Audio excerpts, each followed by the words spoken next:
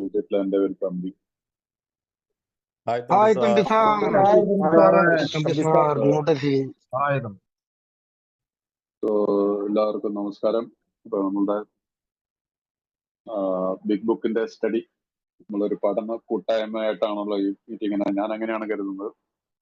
നമ്മളാരും വിദ്വാൻമാരൊന്നുമില്ല അതിനകത്ത്. അപ്പൊ നമ്മളിത് വായിച്ചു പോകുമ്പോൾ അതിൽ കൂടി അതിനകത്ത് കുറച്ച് വർഷത്തെ അനുഭവം ഞാൻ നിങ്ങളോട് ഈ ബുക്കിൽ നിന്ന് എന്റെ സ്പോൺസർമാർ പറഞ്ഞു തന്നിട്ടുള്ളതൊക്കെ നിങ്ങളുമായിട്ട് പങ്കുവെക്കുന്നു എന്നുള്ളത് കണക്കാക്കിയാൽ മതി. അല്ലാതെ ഞാനൊരു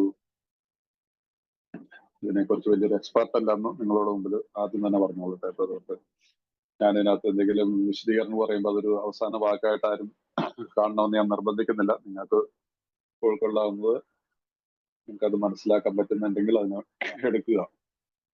അപ്പൊ നമ്മൾ കഴിഞ്ഞ ദിവസം നമ്മള് പ്രവൃത്തിപഥത്തിലേക്കെന്നുള്ള അഥവാ 4ാമത്തെ പടി വരെയുള്ള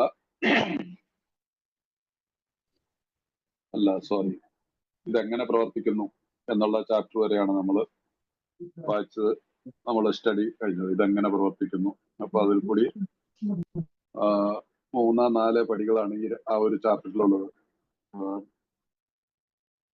അത് ഏറ്റവും വളരെ ഇമ്പോർട്ടന്റ് ആയിട്ടുള്ളൊരു പടിയാണ് എന്നുള്ളത് നമുക്കെല്ലാവർക്കും മനസ്സിലായതാണ്. അതിന്റെ 68ാമത്തെ പേജിൽ താഴെ ഭാഗത്ത് നമ്മൾ ഈ കണക്കെടുപ്പ് നടത്താതെ ഇതിനെ കൃത്യമായിട്ട് എന്റെ സ്വഭാവത്തിലുള്ള വൈകല്യങ്ങളെ കണ്ട് മനസ്സിലാക്കാതെ എന്നിലുള്ള ഭയത്തെ, എന്നിലുള്ള വിദ്വേഷത്തെയും, എന്നിലുള്ള സ്വഭാവത്തിലുള്ള മറ്റു പല പ്രശ്നങ്ങളും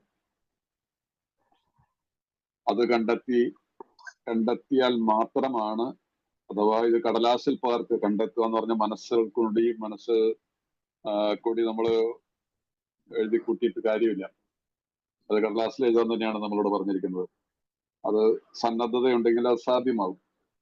അത് അങ്ങനെ ചെയ്തില്ലാതെ നമ്മൾ പോയിട്ടുണ്ടെങ്കിൽ നമ്മൾ എന്താണ് ഈ മറ്റുള്ളവരെ ദ്രോഹിക്കുക എന്നുള്ളത് ശാരീരികമായിട്ടോ അല്ലെങ്കിൽ മാനസിക പല രീതിയിലുള്ള ദ്രോഹങ്ങൾ അതിനകത്ത് വരാം. ഒരു അസന്തുഷ്ടമായിട്ടുള്ള ഒരു ജീവിതം നയിക്കുന്ന ഒരു അമിത മദ്യപാനി എന്തൊക്കെ ചെയ്യാൻ പറ്റും എന്നുള്ളതിന് നമുക്ക് എല്ലാവർക്കും അറിയാം. നമ്മൾ അതിന്റെ എല്ലാ ഉദാഹരണങ്ങളാണ്. അപ്പൊ ഇവിടെ ആ രീതിയിലുള്ള ഒരു സന്തുഷ്ടമായ തലത്തിലേക്ക്, ഒരു സമാധാനപരമായിട്ടുള്ള ഒരു തലത്തിലേക്ക് ഇന്നത്തെ ദിവസത്തിൽ നമ്മുടെ പ്രോഗ്രാം ഇന്നത്തെ ദിവസത്തെ കുറിച്ചാണ്. ആ ദിവസത്തിൽ നമുക്ക് ആകാൻ പറ്റിയില്ല എങ്കിൽ നമ്മൾ മറ്റുള്ളവർ അങ്ങനെ പോയിട്ടുണ്ടെങ്കിൽ ബുക്ക് പറയുന്നതാണ്, അല്ലാത്ത പക്ഷം മറ്റുള്ളവരെ ദ്രോഹിക്കുന്നു തുടർന്നാൽ തീർച്ചയായും കുടിക്കുക തന്നെ ചെയ്യും. അപ്പൊ ഈ വിദ്വേഷം, ദേഷ്യം, ഭയം, അതിൽ നിന്ന് ഭയത്തിന് ഉടലെടുത്തിട്ടുള്ള അതിന്റെ റിഫ്ലക്ഷൻ ആയിട്ടുള്ള പല കാര്യങ്ങളും നമ്മുടെ ജീവിതത്തിൽ ഉണ്ടാവാം. പിന്നീട് നമ്മുടെ പല securities, financial security, sexual security, ഇതിനൊക്കെ വിരുദ്ധമായിട്ട് വരുന്ന ചില കാര്യങ്ങളൊക്കെ നമ്മുടെ ദൈനംദിനം. അപ്പൊ ഇതിനൊരു കണക്കെടുപ്പ് നടത്തിയിട്ട് അതിനൊരു പരിഹാരത്തിലേക്ക് നോക്കാതെ ഇരുന്നിട്ടുണ്ടെങ്കിൽ നമുക്ക് അത് അതിന്റെ പരിഹാരങ്ങൾ കാണാൻ പറ്റത്തില്ല. അപ്പൊ അതുകൊണ്ടാണ് ഈ 4ാമത്തെ പടിയെ നമ്മുടെ റിക്കവറി പ്രോസസ്സിലെ ആദ്യത്തെ പടിയായിട്ട് ബുക്ക് പറയുന്നത്. നമ്മുടെ ബുക്കിന്റെ തുടക്കഭാഗത്ത് നമ്മളത് വായിച്ചതാണ്. അപ്പൊ അതുകൊണ്ട് ഈ ഒരു കാര്യത്തിന് നമ്മളത് കൃത്യമായിട്ട് തന്നെ 4ാമത്തെ പടി ചെയ്തിരിക്കണം എന്നുള്ളത് നിങ്ങൾക്ക് ബോധ്യമായി കാണുമെന്ന് ഞാൻ വിശ്വസിക്കുന്നു. അപ്പൊ ആ ചാപ്റ്ററിന്റെ അവസാന ഭാഗത്ത് ഉള്ള ഒരു പാരഗ്രാഫ് വായിച്ചിട്ട് നമുക്ക് അടുത്ത ചാപ്റ്ററിലേക്ക് പോവാം. 69ാമത്തെ പേജിലാണ്. 69ാമത്തെ പേജില് ഞങ്ങൾക്ക് സ്വയം കഴിയാതിരുന്നത് വിശ്വാസം കൊണ്ട് കഴിഞ്ഞെന്ന പുസ്തകത്തിൽ ആവർത്തിച്ച് നിങ്ങൾ മനസ്സിലാക്കിയത്. ഈ കഴിഞ്ഞ ചാപ്റ്ററുകളിലൊക്കെ എല്ലാ ചാപ്റ്ററുകളിലും സ്ലോലി നമ്മള് ആ വിശ്വാസത്തിന്റെ അല്ലെങ്കിൽ ആത്മീയത, എന്താണ് വിശ്വാസം എന്ന് പറയുന്നത്, അതിനകത്തൊരു ആ വിശ്വാസം എന്നുള്ള വാക്കിൽ തന്നെ ഒരു സ്പിരിച്വൽ ആയിട്ടുള്ള ഒരു ആത്മീയതയുടെ ഒരു ശബ്ദം നമുക്ക് കേൾക്കാം, അല്ലേ? അപ്പൊ ആവർത്തിച്ച് നിങ്ങൾ ആരുടെ മൈക്ക് ഓണായി കിടപ്പുണ്ട് കേട്ടോ, ഒന്ന് ശ്രദ്ധിക്കുക. വായിച്ചു കഴിഞ്ഞു. സ്വന്തം ഇച്ഛാശക്തി ദൈവത്തിനും നിങ്ങൾക്കും ഇടയിൽ തടസ്സം നിന്നാലും ദൈവത്തിന് അത് മാറ്റാമെന്നും നിങ്ങൾക്ക് ബോധ്യപ്പെട്ട് കാണും. അപ്പൊ സ്വന്തം ഇച്ഛാശക്തി കൊണ്ട് ജീവിതം നശിപ്പിച്ചു കഴിഞ്ഞ ഒരു സമൂഹമാണ്. ആ ഇച്ഛാശക്തിയാണ് ദൈവത്തിനും എനിക്കും ഇടയിൽ തടസ്സം നിൽക്കുന്നത്. അങ്ങനെ നിന്നാലും ദൈവത്തിന് അത് മാറ്റാൻ പറ്റുമെന്ന് നിങ്ങൾക്ക് ബോധ്യപ്പെട്ട് കാണും. കാരണം ഒരു സംശയത്തോടു കൂടിയാണ് നമ്മൾ ഈ പ്രോഗ്രാമിനെ അപ്രോച്ച് ചെയ്യുന്നത്. നമ്മുടെ എല്ലാം മനസ്സിൽ എനിക്ക് തോന്നുന്നു, ഞാൻ പലരോടും സംസാരിച്ചിട്ടുള്ളപ്പോഴൊക്കെ അല്ലെങ്കിൽ എന്റെ അനുഭവത്തിലും, ഞാൻ സ്വന്തം അനുഭവത്തിൽ തന്നെ പറയുകയാണെങ്കിൽ ഞാനൊരു ഭയപ്പെട്ടുകൊണ്ടായി പ്രോഗ്രാമിനെ ദൈവം എന്നുള്ളൊരു വാക്ക് കേട്ടപ്പോ തന്നെ ദൈവം അല്ലെങ്കിൽ എന്നേക്കാൾ വലിയൊരു ശക്തി എനിക്ക് പിന്നെ ദൈവം എന്നുള്ള വാക്ക് പറയാനായിട്ട് എനിക്കൊരു കാരണം ഞാനൊരു ഈശ്വര വിശ്വാസി എന്ന അടിച്ച് ജീവിച്ചിട്ടുള്ള ഒരു അജ്ഞേയവാദി എന്ന് പറയാം. ഒരു അജ്ഞേയവാദിയായിട്ട് എനിക്ക് എതിരൊന്നുമല്ല, ഞാൻ മതത്തിന് എതിരൊന്നുമല്ല, എന്നും പള്ളിയിലും പോകായിരുന്നു. പക്ഷെ എന്റെ ഉള്ളിൽ ദൈവം എന്നുള്ള ഒരു ഭാവമേ ഉണ്ടായിരുന്നില്ല. കാരണം ദൈവത്തിന്റെ മുഖത്തേക്ക് നോക്കാൻ എനിക്ക് സാധിക്കുന്നുണ്ടായിരുന്നില്ല. ഭയമാണ് എനിക്ക്. ഞാൻ ശിക്ഷിക്കപ്പെടും, ഒരു ദിവസം പിടിക്കപ്പെടും, എന്റെ ജീവിതത്തിന്റെ ഏതെങ്കിലും ഒരു അവസരത്തിൽ നിന്നുള്ളൊരു ആ ഭയം എന്നെ കാർന്നു നിന്നുകൊണ്ടിരുന്നത്. അപ്പൊ അവിടെ ഒരു വിശ്വാസത്തിന്റെ ഇത് വരില്ല. അപ്പൊ അതുകൊണ്ടാണ് ഈ ഇങ്ങനെയൊക്കെ ആയാൽ പോലും ദൈവത്തിന് അത് മാറ്റാൻ പറ്റുമെന്ന്. കാരണം നമുക്ക് എങ്ങനെ ബോധ്യപ്പെട്ടിട്ടുള്ളത്, മറ്റുള്ളവരിൽ ഈ വിശ്വാസം പൂവണിയുന്നത് കണ്ടപ്പോൾ, അല്ലെങ്കിൽ മറ്റുള്ളവരിൽ ഈ വിശ്വാസം പ്രാവർത്തികമായിട്ട് അവർ വിജയകരമായിട്ട് മുമ്പോട്ട് പോകുന്നത് കണ്ടപ്പോൾ എനിക്കത് ബോധ്യപ്പെട്ടു. യെസ്, ഞാനും മനസ്സിലാക്കിയിരുന്നു എന്നെ സുബോധവാനൊക്കെ ഞങ്ങൾ എന്നേക്കാൾ വലിയൊരു ശക്തിക്ക് സാധിക്കും എന്നുള്ളത്. അവരൊക്കെ എന്താ ചെയ്തത്? എന്നെ സുബോധവാനാക്കുവാൻ എന്റെ ഞാനൊരു തീരുമാനം എടുക്കുന്നു. I made A decision. എന്റെ ജീവിത ഇച്ഛകളും ആ ശക്തിയിലേക്ക് തിരിച്ചു വിടുവാനായിട്ട് ഞാൻ തീരുമാനമെടുക്കുന്നു എന്നുള്ള. അപ്പൊ ഇത് അവരുടെയൊക്കെ ജീവിതത്തിൽ ഇതൊരു തെളിയിക്കപ്പെട്ടുള്ള ഒരു പ്രോഗ്രാം ആണെന്നുള്ളത് ബോധ്യപ്പെട്ടപ്പോൾ പിന്നെ എനിക്ക് യാതൊരു ബുദ്ധിമുട്ടും വന്നില്ല. സോ അതുകൊണ്ടാണ് ഇവിടെ പറയുന്നത് ഈ ഇച്ഛാശക്തിയാണ് നമുക്ക് ഈ സെൽഫിൽ. അതുകൊണ്ടാണ് നമ്മൾ വായിച്ചു പോയിട്ടുള്ള ചാപ്റ്റർ സെൽഫ് ഇമ്പോസ്ഡ് ക്രൈസിസ് എന്നൊക്കെ പറഞ്ഞിട്ടുള്ള വാക്ക്. സെൽഫ് വിൽ റൺ റൈറ്റ്, സ്വഹിതത്തിൽ തന്നിഷ്ടത്തിൽ ജീവിച്ച് ജീവിതം താറുമാറാക്കിയതിന് മദ്യപാനി നമ്മളൊരു ഏറ്റവും വലിയ ഉദാഹരണമാണെന്ന് ആ രീതി ആ വാക്കുകൾ ചിലപ്പോൾ ലേശം അങ്ങോട്ടും ഇങ്ങോട്ടും മാറ്റം ഉണ്ടാവും. കൃത്യമായിട്ട് എനിക്ക് ഓർമ്മ വരുന്നില്ല എക്സാക്ട്ലി വാക്ക്, എന്നാലും അതിന്റെ അർത്ഥം ഇതായിരുന്നു. അതിന് എന്നെ സംബന്ധിച്ചുള്ള യാതൊരു സംശയവുമില്ല. തന്നിഷ്ടത്തിൽ ജീവിച്ചാണ് ജീവിതം വെച്ചത്. അതുപോലെ തന്നെ സെൽഫ് ഇമ്പോസ്ഡ് ക്രൈസിസ് ആണ്, ഞാൻ തന്നെ ഉണ്ടാക്കി വെച്ചിട്ടുള്ള പ്രശ്നങ്ങളാണ് എന്റെ ജീവിതത്തിൽ. അപ്പൊ ഈ കാര്യങ്ങൾ മനസ്സിലാക്കി വെച്ചപ്പോൾ എനിക്ക് പിന്നീട് മുമ്പോട്ട് പോകാനായിട്ട് ബുദ്ധിമുട്ട് വന്നില്ല. അപ്പൊ നിങ്ങൾ ഇവിടെ ഒരു തീരുമാനം എടുത്തു കഴിഞ്ഞിട്ടുണ്ടെങ്കിൽ, ഐ മേഡ് എ ഡിസിഷൻ, മൂന്നാമത്തെ പടിയിൽ നിങ്ങളുടെ മൊത്തം വഴിയിലും ആത്മപരിശോധന നടത്തിയിട്ടുണ്ടെങ്കിൽ, ഫോർത്ത് സ്റ്റെപ്പ് ഞാൻ ചെയ്തിട്ടുണ്ടെങ്കിൽ, നിങ്ങൾ ഒരു നല്ല തുടക്കം നടത്തി കഴിഞ്ഞു. യു സി ഹിയർ, ഇതൊരു തുടക്കമാണെന്ന് ഓർക്കുക. അപ്പൊ മൂന്നാമത്തെ പടിയിൽ പറയുന്നുണ്ട് നിങ്ങളുടെ മദ്യപാനം നിർത്തുക എന്നുള്ള ഒരു തുടക്കം മാത്രമായിരുന്നു. നാലാമത്തെ പടി എന്ന് പറയുന്നത് നമ്മൾ ഒരു ആത്മപരിശോധന നടത്തുക എന്നുള്ള ഈ പ്രോഗ്രാമിന്റെ ആദ്യത്തെ പടിയാണ്. ആദ്യത്തെ ഫസ്റ്റ് ആക്ഷൻ സ്റ്റെപ്പ്. ആദ്യത്തെ ഒന്നാമത്തെ പടി തെറ്റിദ്ധരിക്കരുത്. അങ്ങനെ ഇതൊരു ആക്ഷൻ സ്റ്റെപ്പിന്റെ ആദ്യത്തെ പടിയാണ്. പ്രവൃത്തി ആവശ്യമുള്ള ഒരു പടിയാണ് ഇനി അങ്ങോട്ടുള്ളത്. അത് അങ്ങനെയാണെങ്കിൽ നിങ്ങളെ സംബന്ധിക്കുന്ന സത്യത്തിന്റെ സിംഹമാണ് നിങ്ങൾ വിഴുങ്ങി അത് ദഹിക്കുകയും ചെയ്തിരിക്കുന്നു. ആ രീതിയിൽ നമ്മൾ പോയി കഴിഞ്ഞിട്ടുണ്ടെങ്കിൽ എന്റെ ഉള്ളില് ഈ കുത്തി നോവിച്ചുകൊണ്ടിരിക്കുന്ന ഈ പ്രശ്നങ്ങളെ, ഈ സത്യത്തിന്റെ എന്ന് പറഞ്ഞാൽ എന്താണ്, ആ ശരിയായിട്ടുള്ള മുഖത്തിന്റെ, എന്റെ ശരിയായിട്ടുള്ള മുഖം മൂടി അണിഞ്ഞ് ജീവിച്ചിരുന്ന എന്റെ ശരിയായിട്ടുള്ള മുഖത്തിന് ഞാൻ ഇവിടെ കുഴിച്ചു മൂടപ്പെട്ട് കഴിഞ്ഞിരിക്കുന്നു. അപ്പൊ ഇതാണ് നമ്മൾ കഴിഞ്ഞ ഇതില് 3-4 പടികളുടെ അവസാന ഭാഗത്ത് നമ്മൾ പഠിച്ചത്.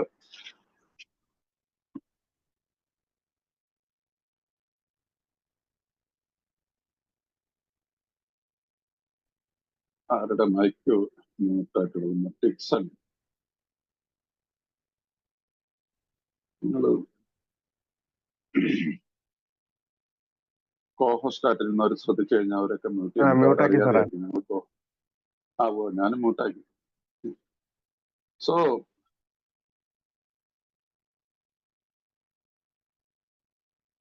ഇപ്പൊ ഈ സംസാരിക്കുന്നതിന്റെ ഫ്ലോ അങ്ങോട്ട് പോകുന്നുണ്ട്, ഇടയ്ക്ക് ഇങ്ങനെ സൗണ്ട് വരുമ്പോഴേ.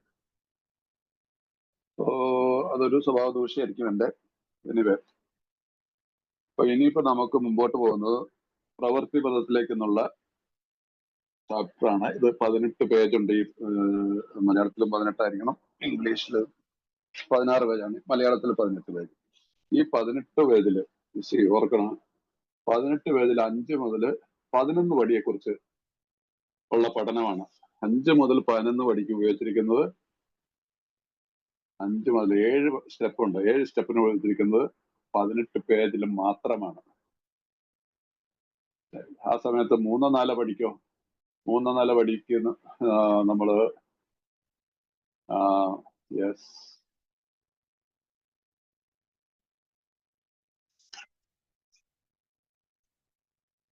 നിങ്ങളൊന്നും എഴുതിയിട്ടിട്ടില്ലേ? മൂന്നാം 4 പടിക്ക് 13 പേജ്, 2 പടിക്ക് 13 പേജാണ്. ഒന്നാമത്തെ പടിക്കോ 54 പേജൊക്കെയാണ്, 54 പേജസ്. 42 പേജ് നമ്മുടെ അംഗങ്ങൾ എഴുതിയതും, 8-9 പേജ് ഡോക്ടറുടെ അഭിപ്രായം. അപ്പൊ ഒന്നാമത്തെ പടിയുടെ ഇമ്പോർട്ടൻസ് നമുക്ക് മനസ്സിലാക്കാം. 3-4 പടിക്ക് വേണ്ടിയിട്ട് 13 പേജുകളാണ് വരുന്നത്. ഇവിടെ 7 പടികൾക്ക് 18 പേജ്. അപ്പൊ ഇതിന്റെ അർത്ഥം എന്താണ്? നമ്മൾ നല്ലൊരു ഭാഗം നമ്മൾ ക്രോസ് ചെയ്ത് കഴിഞ്ഞു. 4-ാമത്തെ പടി കഴിയുമ്പോൾ നമ്മുടെ പ്രോഗ്രാമിന്റെ അർദ്ധ വഴിയിൽ എത്തുമ്പോൾ എന്ന് പറഞ്ഞിട്ട് ആ വാഗ്ദാനങ്ങൾ വായിക്കുന്നുള്ളതില്ല, അതിന്റെ ഭാഗത്തേക്ക് നമ്മളുടെ ഒരു പ്രവേശനമാണ് ഇനിയുടെ. ഇത് വളരെ ശ്രദ്ധിച്ച് മനസ്സിലാക്കണം. അതുകൊണ്ട് ബിഗ് ബുക്ക് കയ്യിലുള്ളവർ അത് ശ്രദ്ധിച്ച് മനസ്സിലാക്കി പോയി കഴിഞ്ഞാൽ നിങ്ങൾക്ക് അത് പ്രയോജനപ്പെടും. എനിക്കും പ്രയോജനപ്പെടും. നിങ്ങളുള്ളതുകൊണ്ടാണ് എനിക്കിത് പറയാൻ പറ്റുന്നത്. നിങ്ങൾ വരുന്നതുകൊണ്ടാണ് ഈ മീറ്റിംഗ് ഇങ്ങനെ പോകുന്നത്. എനിക്കതായാലും പ്രയോജനപ്പെടുന്നുണ്ട്. നിങ്ങൾക്ക് എത്രമാത്രം പ്രയോജനപ്പെടുത്തുന്നുണ്ടോ നിങ്ങൾ സ്വയം മനസ്സിലാക്കിക്കോളാം. നിങ്ങൾക്ക് പ്രയോജനപ്പെട്ട് ഞാൻ ദൈവത്തിന് എന്റെ സ്പോൺസർമാർക്ക് നന്ദി പറയും.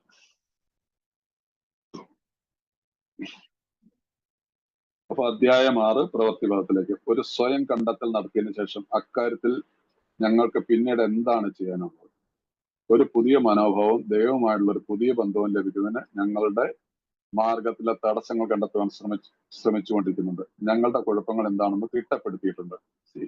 അപ്പൊ ഇവിടെ 4th സ്റ്റെപ്പ് കഴിയുന്നതോടുകൂടി നമ്മളുടെ ഒരു പുതിയ മനോഭാവം, ദൈവവുമായിട്ടുള്ള ഒരു ബന്ധവും ലഭിക്കുന്നതിന് ഞങ്ങളുടെ മാർഗത്തിലെ തടസ്സങ്ങൾ കണ്ടെത്തുവാൻ ശ്രമിക്കുന്നുണ്ട്. ഞങ്ങളുടെ കുഴപ്പങ്ങൾ എന്താണ്? നമ്മുടെ ഈ കുഴപ്പം എന്ന് പറയുന്നത് എന്താണ്? നമ്മുടെ ക്യാരക്ടർ ഡിഫക്ട്സ്. ദൈവത്തിനും ഇടയിൽ, അത് ഇംഗ്ലീഷ് എഴുതിക്കുന്നത് we have trying to get a new attitude, a new relationship with our creator and to discover the obstacles in our path. നമ്മളുടെ ഈ പ്രോഗ്രാം പ്രാക്ടീസ് ചെയ്യുന്നതിന്, നമുക്ക് ജീവിക്കുന്നതിന്, ഈ പ്രോഗ്രാം പ്രാക്ടീസ് ചെയ്യുന്നത് നമ്മുടെ ജീവിതം, പുതിയൊരു ജീവിതം, ഇവിടെ അതല്ലേ പറയുന്നത്, പുതിയൊരു മനോഭാവത്തോടു കൂടി പുതിയൊരു ബന്ധവും കണ്ടെത്തുവാൻ നമ്മൾ ശ്രമിക്കുന്നുണ്ട്. ഞങ്ങളുടെ കുഴപ്പങ്ങൾ അഥവാ നമ്മുടെ ആർക്കോ ചുമയുണ്ട്, മാർഗങ്ങൾ കണ്ടെത്താൻ ശ്രമിച്ചുകൊണ്ട് ഞങ്ങളുടെ കുഴപ്പങ്ങൾ എന്താണെന്ന് തിട്ടപ്പെടുത്തിയിട്ടുണ്ട്. സ്വയം കണ്ടെത്തലിൽ ദുർബലമാണെന്ന് തോന്നിയ വശങ്ങളിലേക്ക് ഞങ്ങൾ കൂടുതൽ ശ്രദ്ധ പതിപ്പിച്ചിട്ടുമുണ്ട്. സ്വയം കണ്ടെത്തലിൽ നമ്മൾ തന്നെ കണ്ടെത്തിയ നമ്മുടെ ദൗർബല്യങ്ങളിൽ തോന്നിയ വശങ്ങളിലേക്ക് ഞങ്ങൾ കൂടുതൽ ശ്രദ്ധ പതിപ്പിച്ചിട്ടുണ്ട്. നമുക്കറിയാം, എന്റെ ദൗർബല്യങ്ങൾ എനിക്കറിയാം.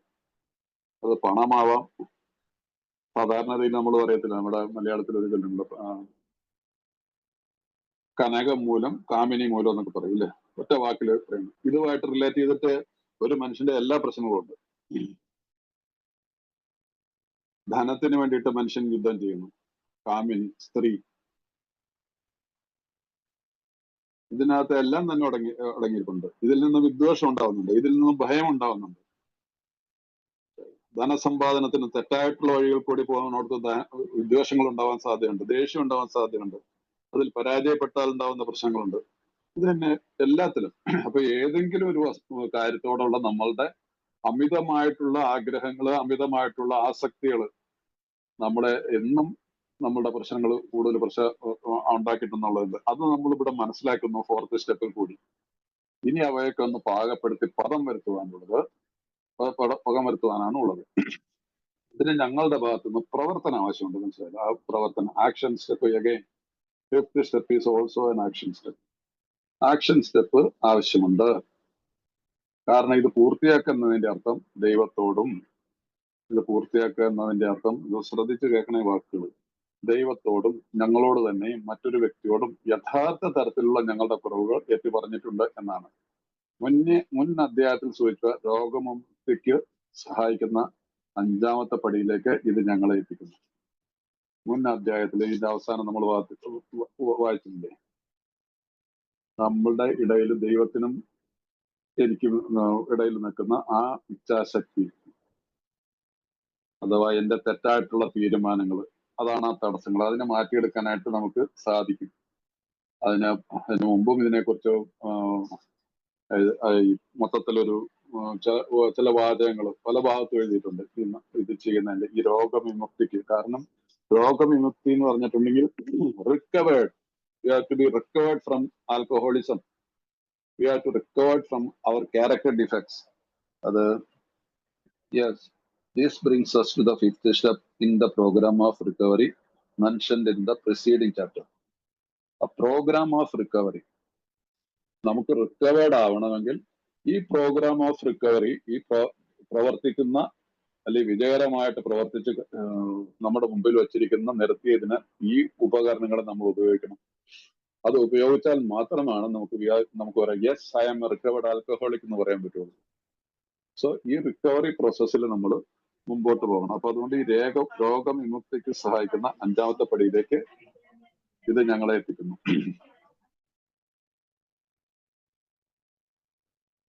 പക്ഷേ ഇതൊരു ബുദ്ധിമുട്ടുള്ള അടുത്ത പാരഗ്രാഫ് ബുദ്ധിമുട്ടുള്ള കാര്യമാണ്. പ്രത്യേകിച്ച് ഞങ്ങളുടെ കുറവുകൾ മറ്റൊരാളുമായി ചർച്ച ചെയ്യുന്നുള്ളത്.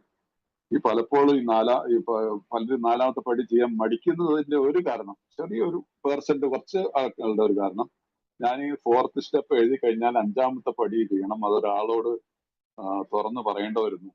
അതൊരു ഭയം, അതിന്റെ ആവശ്യമില്ല. ആ ഒരു കാരണം ഒരു തെറ്റായിട്ടുള്ള ഒരു വ്യാഖ്യാനമാണ്. പക്ഷെ ചിലരുടെ കാര്യത്തിൽ ജെനുവിനുമാണ്.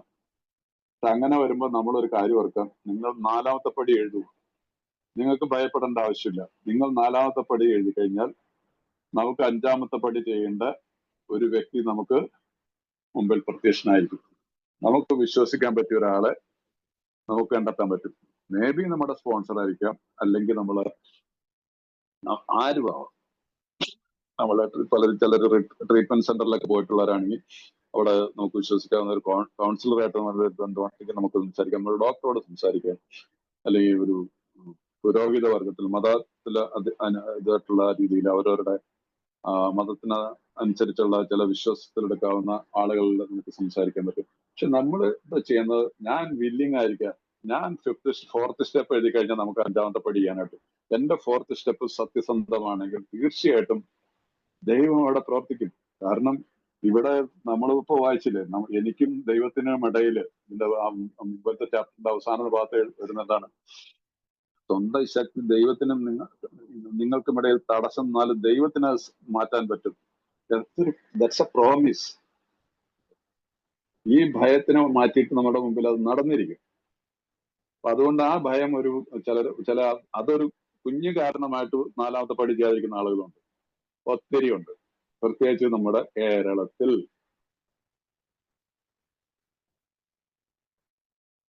എവിടുന്നോ തലയിൽ കയറി വെച്ചിരിക്കുന്ന ഒരു വേണ്ടാത്തൊരു ഒരു ഒരു ഒരു ഒരു ചിന്തയാണത്. സോ അതുകൊണ്ട് അതിന്റെ ആവശ്യമില്ല.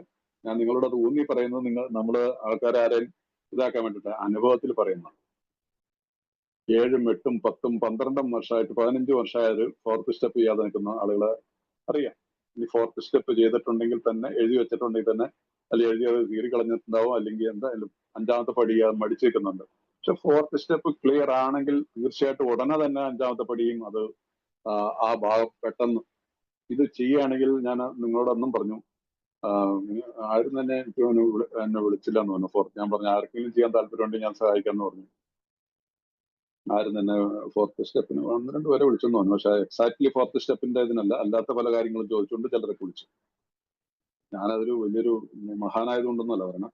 4th സ്റ്റെപ്പ് ചെയ്യാൻ ആർക്കും താല്പര്യമുണ്ടെങ്കിൽ സഹായിക്കാൻ എനിക്ക് സാധിക്കും, ആ ഒരു ഉറപ്പ് എനിക്കുന്നുണ്ട്. അതുകൊണ്ട് പറഞ്ഞാണ്. അതുകൊണ്ട് ഈ പടി ചെയ്യണം. 4ഉം 5ഉം പടി ചെയ്താലാണ് നമ്മുടെ റിക്കവറി പ്രൊസീജിയർ ശരിയാവും എന്നുള്ള നിലയിൽ പോകത്തുള്ളൂ. 4ഉം 5ഉം പടി കഴിഞ്ഞ ഒരാൾക്ക് മാത്രമാണ് ഒരാളെ സ്പോൺസർ ആവാനുള്ള യോഗ്യതയുള്ളൂ. 4ഉം 5ഉം പടി ചെയ്ത ഒരാൾക്ക് മാത്രമാണ് സർവീസ് മേഖലകളിൽ ഓരോരോ പൊസിഷനിൽ ഇരിക്കാൻ പറ്റുള്ളൂ, പാടുള്ളൂ. അതൊക്കെ ഗൈഡ് ലൈൻസിലുള്ളതാണ്. ഇതാരും പഠിക്കുന്നില്ല, മനസ്സിലായില്ല, അത് വായിച്ച് മനസ്സിലാക്കുന്നില്ല. അല്ലാതെയാണ് അതുകൊണ്ടാണ് ഈ സേവന രംഗത്തൊക്കെ ഈ ഉന്തും വള്ളിയും മത്സരവും വോട്ടെടുപ്പ് ഇങ്ങനെയൊക്കെയുള്ള കാര്യങ്ങളൊക്കെ ഉണ്ടാവുന്നത്. കാരണം ഈ പ്രോഗ്രാം പ്രാക്ടീസ് ചെയ്യുന്ന ഒരാളെ കൃത്യസമയത്തോളം എന്താണ് നമ്മുടെ ലവ് ആൻഡ് ടോളറൻസ്, സ്നേഹവും സഹിഷ്ണുതയുമാണ് നമ്മളുടെ നിയമ സംഹിത. സ്നേഹവും സഹിഷ്ണുതയുള്ളിടത്ത് എളിമയുണ്ടാവും. ഈ വാഗ്വാദങ്ങൾ ഉണ്ടാവില്ല, തർക്കങ്ങൾ ഉണ്ടാവത്തില്ല. കാരണം ഈ പടികൾ ഇങ്ങനെ പ്രാക്ടീസ് ചെയ്ത ഒരാൾക്ക് മനസ്സിലാവും എന്റെ മനസ്സമാധാനം കെടുത്താനുള്ള സംഭവമാണ്, എനിക്ക് ഇതിനകത്ത് ദൂരെ നിൽക്കണം. We will step back. നമ്മൾ ഒരുപാട് പ്രാവശ്യം കൈ പൊള്ളിയ ആളുകളാണ്. അതേ വാക്ക് തന്നെ കുറച്ച് വരുമ്പം വരുമെന്ന് എനിക്ക് തോന്നുന്നു. ഒരു സ്റ്റവിൽ കൈവെക്കുമ്പോൾ ഒരു തീനാളം കണ്ടെന്ന പോലെ നമ്മൾ പിൻവലിയുന്നു.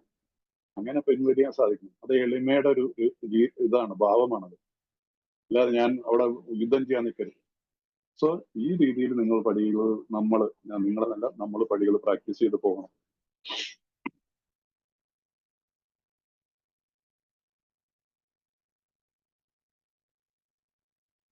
പക്ഷേ ഈ കാര്യത്തിൽ സംശയമുണ്ട്. എന്നാൽ യഥാർത്ഥമായ പ്രായോഗികതലത്തിൽ ഒറ്റയ്ക്കുള്ള വിലയിരുത്തൽ അപര്യാപ്തമാണെന്ന് ഞങ്ങൾ കാണുന്നു. ഞങ്ങളിൽ പലരും ഇനിയും കൂടുതൽ മുന്നോട്ട് പോകേണ്ടത് ആവശ്യമാണെന്ന് കണ്ടു. അങ്ങനെ ചെയ്യുന്ന ഒരു നല്ല കാരണങ്ങളുണ്ടെന്ന് തോന്നുമ്പോൾ മറ്റൊരാളുമായി ഞങ്ങളെക്കുറിച്ച് തന്നെ ചർച്ച ചെയ്യുന്നത് കൂടുതൽ അനുരഞ്ജന സ്വഭാവമുള്ളവരാക്കി.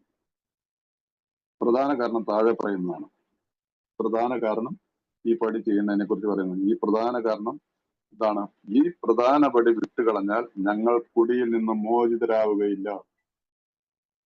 ഈ പ്രധാന പടി വിട്ടുകളഞ്ഞാൽ ഞങ്ങൾ കുടിയിൽ നിന്ന് മോചിതരാവുകയില്ല. പിന്നെ എന്താണ് ഈ പറഞ്ഞിട്ട് കാര്യമില്ല? ഈ കുടിയിൽ നിന്ന് മോചിതരാവുകയില്ല. ഈ ആൽക്കഹോളിസം അല്ലെങ്കിൽ ആൽക്കഹോളിൽ നിന്ന് മോചിതരാവുന്ന കുടിക്കണമെന്ന് മാത്രം നിർബന്ധമില്ല.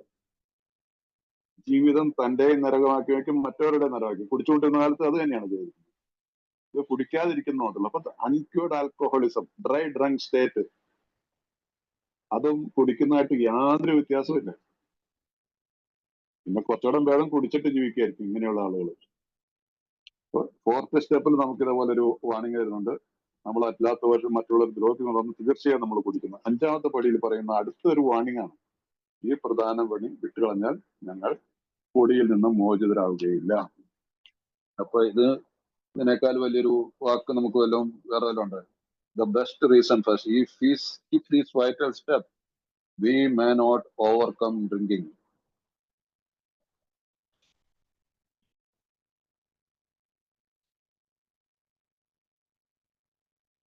സോ അതുകൊണ്ട് ഈ ബുക്ക് പറയുന്നതാണ്. ഞാൻ തമ്പി പറയുന്നതല്ല, നിങ്ങൾ ഓർക്കണം. കാലാകാലങ്ങളായി പുതുതായി വരുന്ന അംഗങ്ങൾ അവരുടെ ജീവിതത്തെക്കുറിച്ചുള്ള ചില വിവരങ്ങൾ അവരുടെ മനസ്സിൽ തന്നെ സൂക്ഷിക്കാൻ ശ്രമിച്ചിട്ടുണ്ട്. കൂടുതൽ വിനയാനിതരാകുന്ന ഈ അനുഭവം അവഗണിക്കുന്നതിന് വേണ്ടി അവർ കൂടുതൽ എളുപ്പമായ മാർഗങ്ങൾ തിരഞ്ഞെടുത്ത് നോക്കിയിട്ടുണ്ട്. അനിവാര്യമായ അവരെല്ലാം കുടിയിൽ ചെന്ന് ചാടി. അനിവാര്യമായും അവരെല്ലാം എന്താണ് ഈ കാലാകാലങ്ങളായിട്ട് വന്നിട്ടുള്ള പുതുതായിട്ട് വന്ന അവരുടെ ജീവിതത്തിൽ ചിലവ് അവരുടെ മനസ്സിൽ തന്നെ സൂക്ഷിക്കാൻ ശ്രമിച്ചിട്ടുണ്ട്. കൂടുതൽ വിനയാനിതരാക്കുന്ന അനുഭവം അവഗണിക്കുന്നതിന് വേണ്ടി അവർ കൂടുതൽ എളുപ്പമായ മാർഗങ്ങൾ തിരഞ്ഞെടുക്കും. എന്താ എളുപ്പമാർഗം? മനസ്സിൽ തന്നെ ഇത് എന്തിനാ ഞാൻ എഴുതുന്നത്, ഞാൻ എന്റെ മനസ്സിൽ ചിന്തിച്ച് എന്റെ മനസ്സിൽ ഇതെല്ലാം കുറിച്ചിട്ടു, അങ്ങനെ പോയപ്പോരെ എന്റെ ഫോർത്ത് സ്റ്റെപ്പ് ആയില്ലേ? ഞാൻ ദൈവവുമായിട്ട് സംസാരിക്കുന്നു. മറ്റൊരാളോട് സംസാരിക്കാനായിട്ട് എനിക്ക് ഇതിനകത്ത് താല്പര്യമില്ല. എപ്പോഴെങ്കിലും സമയം കിട്ടിക്കഴിഞ്ഞാൽ ഒരാളെ കിട്ടിക്കഴിഞ്ഞാൽ ഇപ്പൊ അതിന് ഇല്ല. It will not work. അത് വർക്ക് ചെയ്യത്തില്ല. അത് കൃത്യമായിട്ടുള്ളൊരു കണക്കെടുപ്പല്ല. കാരണം നമ്മളിത് എന്താണെന്ന് കൃത്യമായിട്ട് തിട്ടപ്പെടുത്തിയതാണ്. ആ തിട്ടപ്പെടുത്തുക എന്ന് പറഞ്ഞാൽ അതിനാണ് നമ്മുടെ ഇതിന് പ്രവർത്തനം ആവശ്യമുണ്ട്. ആ പ്രവർത്തനം എന്ന് പറഞ്ഞാൽ നമ്മൾ കടലാസിൽ തന്നെ എഴുതണം, അല്ലാതെ മനസ്സിൽ കുറിച്ചിട്ട് കാര്യമില്ല. എന്നിട്ട് എപ്പോഴെങ്കിലും ആരോടെങ്കിലും സംസാരിക്കുക എന്നുള്ള രീതിയിലുള്ള രീതി, അതാണ് എളുപ്പവഴി. അപ്പൊ അവരെല്ലാം എന്താ പറ്റിയോ? അവരെല്ലാം കുടിയിൽ ചെന്ന് ചാടി. ഞങ്ങളുടെ രോഗവിമോചന പദ്ധതിയിലെ മറ്റെല്ലാ കാര്യങ്ങളും പുലർത്തിയിട്ടും എന്തുകൊണ്ട് തങ്ങൾ വീണുപോയെന്ന് അവർ അത്ഭുതപ്പെട്ടു. ഞാൻ 1, 2, 3 പടികൾ കൂടി റെഗുലർ ആയിട്ട് മീറ്റിങ്ങുകൾക്ക് പോയിക്കൊണ്ടിരുന്നു. ഗ്രൂപ്പിന്റെ സെക്രട്ടറി ആയി, ഗ്രൂപ്പിന്റെ ട്രഷററായി, IGR ആയി, ഏതൊക്കെ പൊസിഷനും പോകാൻ പറ്റുമോ ആ രീതിയിലെല്ലാം പോയി. പല ഗ്രൂപ്പുകളിലും ഞാൻ സ്പീക്കറായിട്ട് പോയി. എന്നെ കേൾക്കാൻ ആൾക്കാരുണ്ടായിരുന്നു. എന്റെ അനുഭവങ്ങൾ, എന്റെ അനുഭവവും ശക്തിയും പ്രതീക്ഷയും ഞാൻ പങ്കുവെക്കുന്നതിനെ കുറിച്ച് ആളുകൾക്ക് നല്ല മതിപ്പായിരുന്നു. എന്റെ കുടുംബത്തിൽ നല്ല അഭിവൃദ്ധി വന്നു. പക്ഷേ എന്താ പറ്റിയത്? ഇതെല്ലാം ഇങ്ങനെ ചെയ്തു പോയവര് അനിവാര്യമായും അവരെല്ലാം കുടിയിൽ ചെന്ന് ചാടുകയാണ് ഉണ്ടായത്. നിങ്ങളോടൊരു കാര്യം പറയാം. ഞാൻ 1998 ഞാൻ 1 വർഷത്തെ സോബറേറ്റ് ഉള്ളപ്പോഴാണ് ഞാൻ ഈ കേരളത്തിൽ ഡൽഹിയിൽ നിന്ന് വരുന്നത്. 1998 വന്നത്. എന്റെ വീട്ടിലേക്ക് പോകുന്നതിന് മുമ്പ് ഞാൻ നേരെ കൽപ്പറ്റയിലേക്ക് പോയത്. കൽപ്പറ്റ വയനാട്ടിൽ വെച്ച് അന്ന് GSOയുടെ കോൺഫറൻസ് നടക്കുന്നുണ്ടായിരുന്നു. ഞാൻ ഒരു വർഷത്തെ സോബറയൊന്നും ചെറുപ്പക്കാരനല്ലേ, 37 വയസ്സല്ലേ ഉള്ളൂ. 37 വയസ്സിന്റെ എപ്പാണല്ലോ. എനിവേ അന്ന് അന്ന് 6 മാസത്തില് GSO കോൺഫറൻസുകൾ ഇന്ത്യയുടെ പല ഭാഗത്ത് വെച്ച് നടക്കുന്നത്. ആ വർഷത്തെ conference Kerala Inter group host ചെയ്തിരുന്നു. അപ്പൊ അങ്ങനെയാണ് ഞാൻ കേരളത്തിലേക്ക് വന്നപ്പോ എനിക്ക് വലിയൊരു ആഗ്രഹം ഇങ്ങനെ ഇന്ത്യയിൽ മൊത്തമുള്ള അംഗങ്ങളെ കാണാൻ. പോരാത്തതിന് കേരളത്തിൽ വെച്ചാകുമ്പോൾ കേരളത്തിലുള്ള ഒരുപാട് അന്ന് കേരളത്തിൽ നിന്നും ഉള്ളൊരു വളരെ ഒരു നല്ലൊരു GSO കോൺഫറൻസ് അന്ന് കൽപ്പറ്റയിലുള്ള അല്ലെങ്കിൽ വയനാട്, കോഴിക്കോടുള്ള അംഗങ്ങളായിരുന്നു അതിന് നേതൃത്വം നൽകുന്നത്. നല്ല രീതിയിലും ഒരു മെമ്മറബിൾ ആയിട്ടുള്ള ഒരു ഇവന്റ് ആയിരുന്നു. ആ ഇവന്റില് അന്ന് 100 കണക്കിന് മലയാളികള് അംഗങ്ങൾ ഉണ്ടായിരുന്നു. പലരെയും പരിചയപ്പെട്ടു. ഇന്ന് ഞാൻ അതിനകത്ത് എനിക്ക് കൃത്യമായിട്ട് പറയാൻ തന്നെ എനിക്ക് പറ്റും. കൂടി വന്ന ഒരു 10 പേര് കാണും ആ GSO കോൺഫറൻസിൽ ഉണ്ടായിരുന്നിട്ട്. 2-3 പേര് മരണപ്പെട്ടിട്ടുണ്ടോ? അല്ലാതെ ഉള്ളവര് ഇല്ല. എവിടെ പോയി ആൾക്കാർക്ക്? എവിടെ പോയി? എപ്പോഴോ എവിടെയോ നമുക്ക് അവരെയൊക്കെ നഷ്ടപ്പെട്ടു പോയി. ഈ നഷ്ടപ്പെട്ടു പോയതിന്റെ കാരണം ഇതാണ്. അനിവാര്യമായും അവരെല്ലാം കുടിയിൽ ചെന്ന് ചാടി.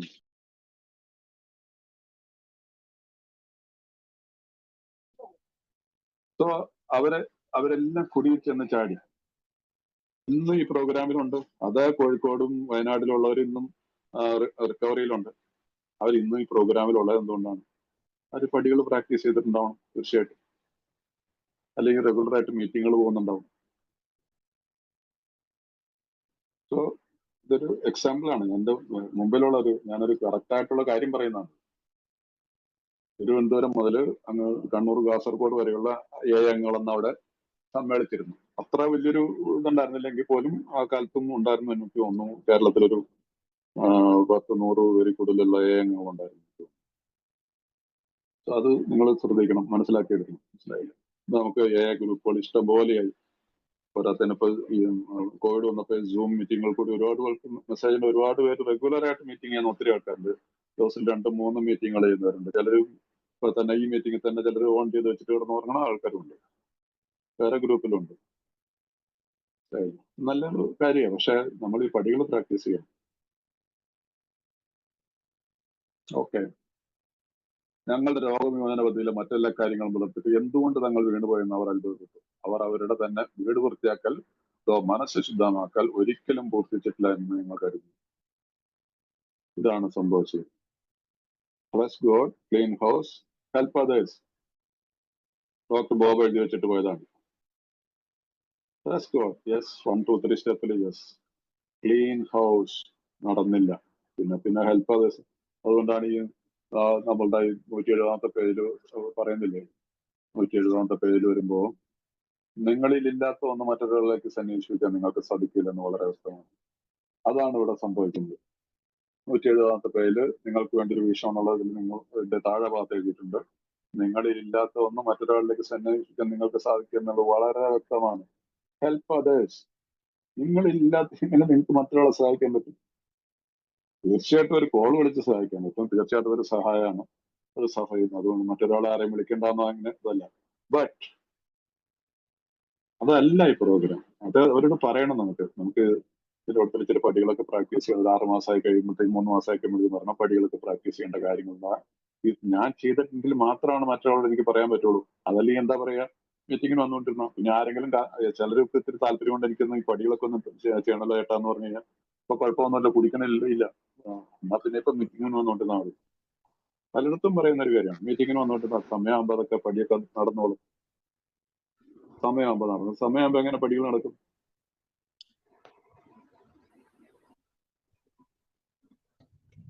അതുകൊണ്ട് അത് നിങ്ങളത് മനസ്സിലാക്കണം.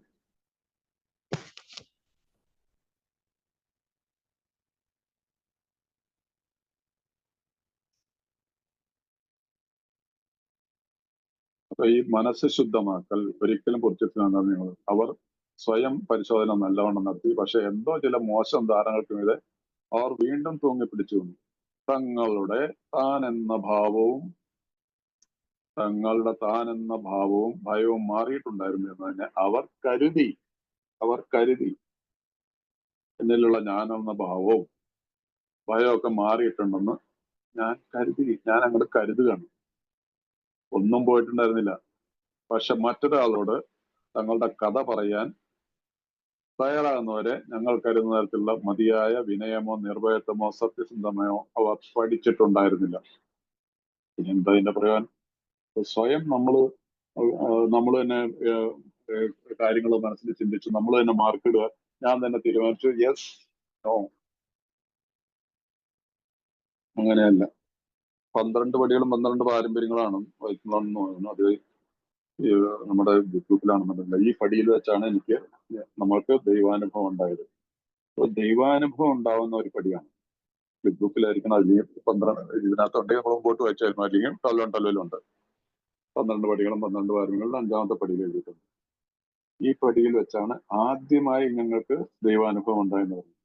അപ്പൊ ഇത് നമ്മൾ ബാഹ്യമായിട്ട് ഇങ്ങനെ പറഞ്ഞു പോയിട്ട് കാര്യമുണ്ടോ? അപ്പൊ തങ്ങളുടെ തന്നെ ബയർ ഇംഗ്ലീഷിൽ വായിക്കുകയാണെങ്കിൽ they took inventory all right, മനസ്സുകൊണ്ട് ഇൻവെന്ററി എടുത്തു, but hung on to some of the worst items in stock. ചിലർ കടലാസിൽ എഴുതിയാൽ പോലും ചിലത് സത്യസന്ധമായിട്ട് എഴുതാതെ കുറെ കാര്യങ്ങൾ ഒഴിവാക്കും. അങ്ങനെയുള്ളവരുടെ they only thought, ഇറ്റാലിക്സിലാണ് thought, italics, they had lost their egoism and fear.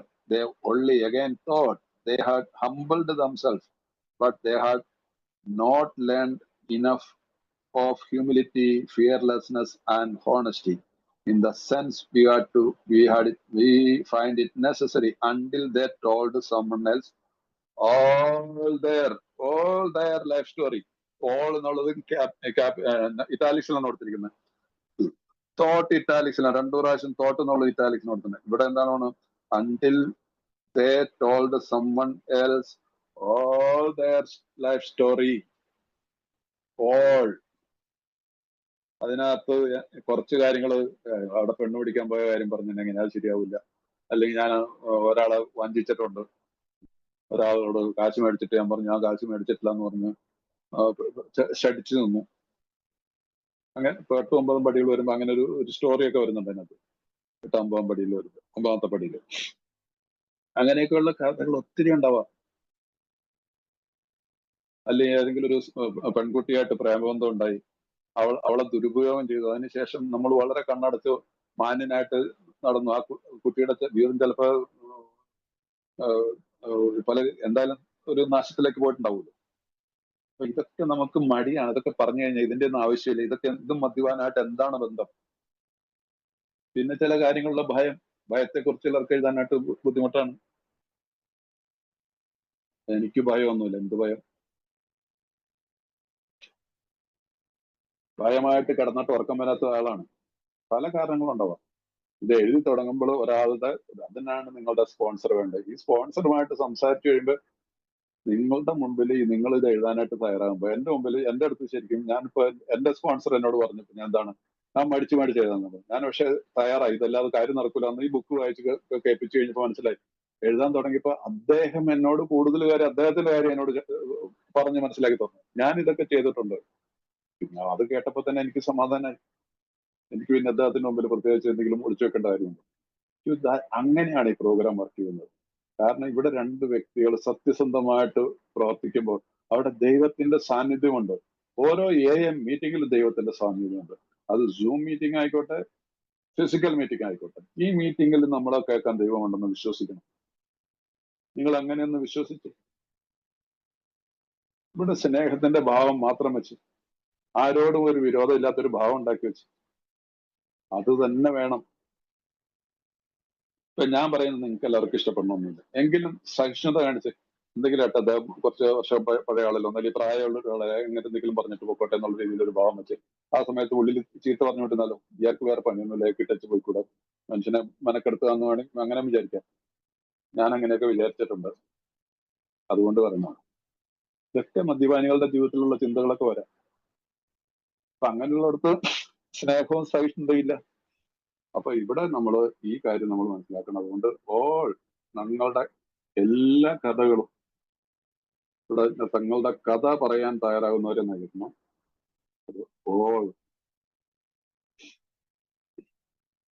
അത് ചെയ്യാത്ത പക്ഷം, അങ്ങനെയില്ലാത്തവരടുത്തുള്ള ഞങ്ങൾ കരുതുന്ന തരത്തിലുള്ള മതിയായ വിനയമോ നിർഭയത്വമോ, we have to be fearless, we have to be honest. You have to be humble. എന്റെ 12 സ്റ്റെപ്പ് 11 പടികളുടെയും കഴിഞ്ഞു കഴിഞ്ഞാൽ ആ എന്താണ് ഹ്യൂമിലിറ്റിയാണ്. മനസ്സിലായില്ല? ആ ഹ്യൂമിലിറ്റി എന്നുള്ള വാക്ക് കേൾക്കുമ്പോൾ ഒരു എളിമയുള്ളവനായി മാറുന്നു. ആ എളിമ എല്ലാവരും ഒരു വ്യക്തിയിൽ ഉണ്ടാവുന്ന ദൈവികമായിട്ടുള്ള പരിണാമമാണ് എളിമ. എളിമയുള്ളവർക്ക് സ്നേഹമുണ്ട്, സ്നേഹമുള്ളവർക്ക് സഹിഷ്ണുതയുണ്ട്, സഹിഷ്ണുതയുള്ളവർക്ക് ഭക്തിയുണ്ട്, ഭക്തിയുള്ളവർക്ക് വിശ്വാസമുണ്ട്. ഇതെല്ലാം ഒരു ചരടിൽ കോർത്തിയെടുക്കുന്ന മുത്തുകളായിട്ട് നമുക്ക് മനസ്സിലാക്കാൻ പറ്റും. ആ വ്യക്തിയാണ് 12ാമത്തെ പടിയിൽ having had a spiritual awakening as the result of the steps. ഈ പടികളിൽ നിന്ന് കിട്ടിയ പ്രചോദനത്തിന്റെ ഫലം. പ്രചോദനം എന്നുള്ള വാക്ക്, മലയാളത്തിലുള്ള വാക്ക് വളരെ താഴ്ന്ന നിലയിലുള്ള വാക്ക്. അതിനേക്കാളും വലിയ വാക്ക് വല്ലതും ഉണ്ട് ഈ മലയാളത്തിലോ ഉണ്ടോ എന്ന് എനിക്ക് അറിയത്തില്ല. സ്പിരിച്വൽ അവേക്കനിങ്, ആത്മീയമായിട്ടുള്ള ഉണർവ് എനിക്കറിയത്തില്ല. ഞാൻ ആരെങ്കിലും മലയാളത്തിലെ എക്സ്പെർട്ട് ആയിട്ടുള്ളവരുണ്ടെങ്കിൽ കണക്കുന്നു. പക്ഷെ ഏതായാലും ഇത്ര മനസ്സിലായല്ലോ. വളരെ ഉന്നതമായിട്ടുള്ള തലത്തിലേക്കാണ് നമ്മൾ ഈ പ്രോഗ്രാം കൊണ്ടുപോകുന്നത്. അപ്പൊ അതിന് ഏറ്റവും ഇമ്പോർട്ടന്റ് ആയിട്ടുള്ള 2 പടികളാണ് ഈ 4ഉം 5ഉം പടികൾ. ഇവിടെ ഞാൻ വിനയാന്യതനായിട്ട് മാറണം. യുദ്ധമില്ല. എനിക്കറിയുന്ന ആരോടെങ്കിലും യുദ്ധത്തിന് പോയി കഴിഞ്ഞാൽ ഭയത്തിന് പോകും, വിദ്വേഷം ഉണ്ടാവും, എന്റെ സമാധാനം കിട്ടും, എന്റെ മനസ്സമാധാനം കിട്ടുന്നത്. ഇന്ന് എനിക്ക് അതിന് പണ്ടൊന്നും ഞാൻ അറിയത്തില്ലായിരുന്നു. എന്റെ മനസ്സമാധാനം കിട്ടും. ഞാൻ രാത്രി മുഴുവൻ കിടന്ന് എന്ത് ചെയ്യണം, നാളെ എങ്ങനെ അതിനെ നേരിടണം, അങ്ങനെയുള്ള പല ചിന്തകൾ നമുക്ക് എല്ലാവർക്കും അറിയാം. മദ്യപിക്കുന്ന കാലത്തും മദ്യപാനം നിർത്തിയതിന് ശേഷം ഒക്കെയുള്ള കാലത്ത് ഇതെല്ലാം ഉണ്ടായിട്ടുണ്ട്. ഇനി അങ്ങനെയില്ല. ഇന്ന് എനിക്കൊരു അറിവ് കിട്ടിയിട്ടുണ്ട്, അതിന് അനുഭവം കിട്ടിക്കൊണ്ടിട്ടുണ്ട്, ഇന്ന് മനസ്സമാധാനമുണ്ട്. സോ അപ്പൊ അതുകൊണ്ട് ഈ അവർ പഠിച്ചിട്ടുണ്ടായിരുന്നില്ല. അടുത്ത പാരഗ്രാഫിലേക്ക് വന്ന ഞാൻ ഇത്തിരി ടയർഡാണ്, നോക്കാം എത്ര വരെ പോകുന്നു. അപ്പൊ മറ്റുള്ള പലരേക്കാൾ കൂടുതലായി ഒരു അമിത മദ്യപാനാസക്തൻ ഇരട്ട ജീവിതം നയിക്കുന്നു. മറ്റുള്ള പലരേക്കാൾ കൂടുതലായി ഒരു അമിത മദ്യപാനാസക്തൻ ഇരട്ട ജീവിതം നയിക്കുന്നു. More than most people the alcoholic leads a double life. He is very much the actor. പുറം ലോകത്തിന് അയാൾ തന്റെ നാടക സ്വഭാവം കാണിച്ചു കൊടുക്കുന്നു. നമ്മൾ മദ്യപാനികളെ കുറിച്ച് എഴുതിയിരിക്കുന്ന മറ്റുള്ളവരെ പലരേക്കാൾ എന്ന് പറഞ്ഞാൽ സാധാരണ ആളുകളെക്കാൾ എല്ലാവർക്കും ഉണ്ടത്. പക്ഷെ നമ്മളിൽ കൂടുതലായി നമ്മൾ ഇരട്ട ജീവിതമാണ് നയിക്കുന്നത്. പുറം ലോകത്തിലെ അയാൾ തന്റെ നാടക സ്വഭാവം കാണിച്ചു. അയാളുടെ സഹജീവികളെ കാണിക്കുവാൻ അയാൾ ഇഷ്ടപ്പെടുന്ന കാര്യമാണിത്. കുറെയൊക്കെ മാന്യത അനുഭവിക്കണമെന്ന് അയാൾക്ക് ആഗ്രഹമുണ്ട്. പക്ഷെ താനത് അർഹിക്കുന്നില്ലെന്ന് തന്റെ ഉള്ളിൽ അയാൾക്കറിയാം. He wants to enjoy a certain reputation, but knows in his heart he doesn't deserve it.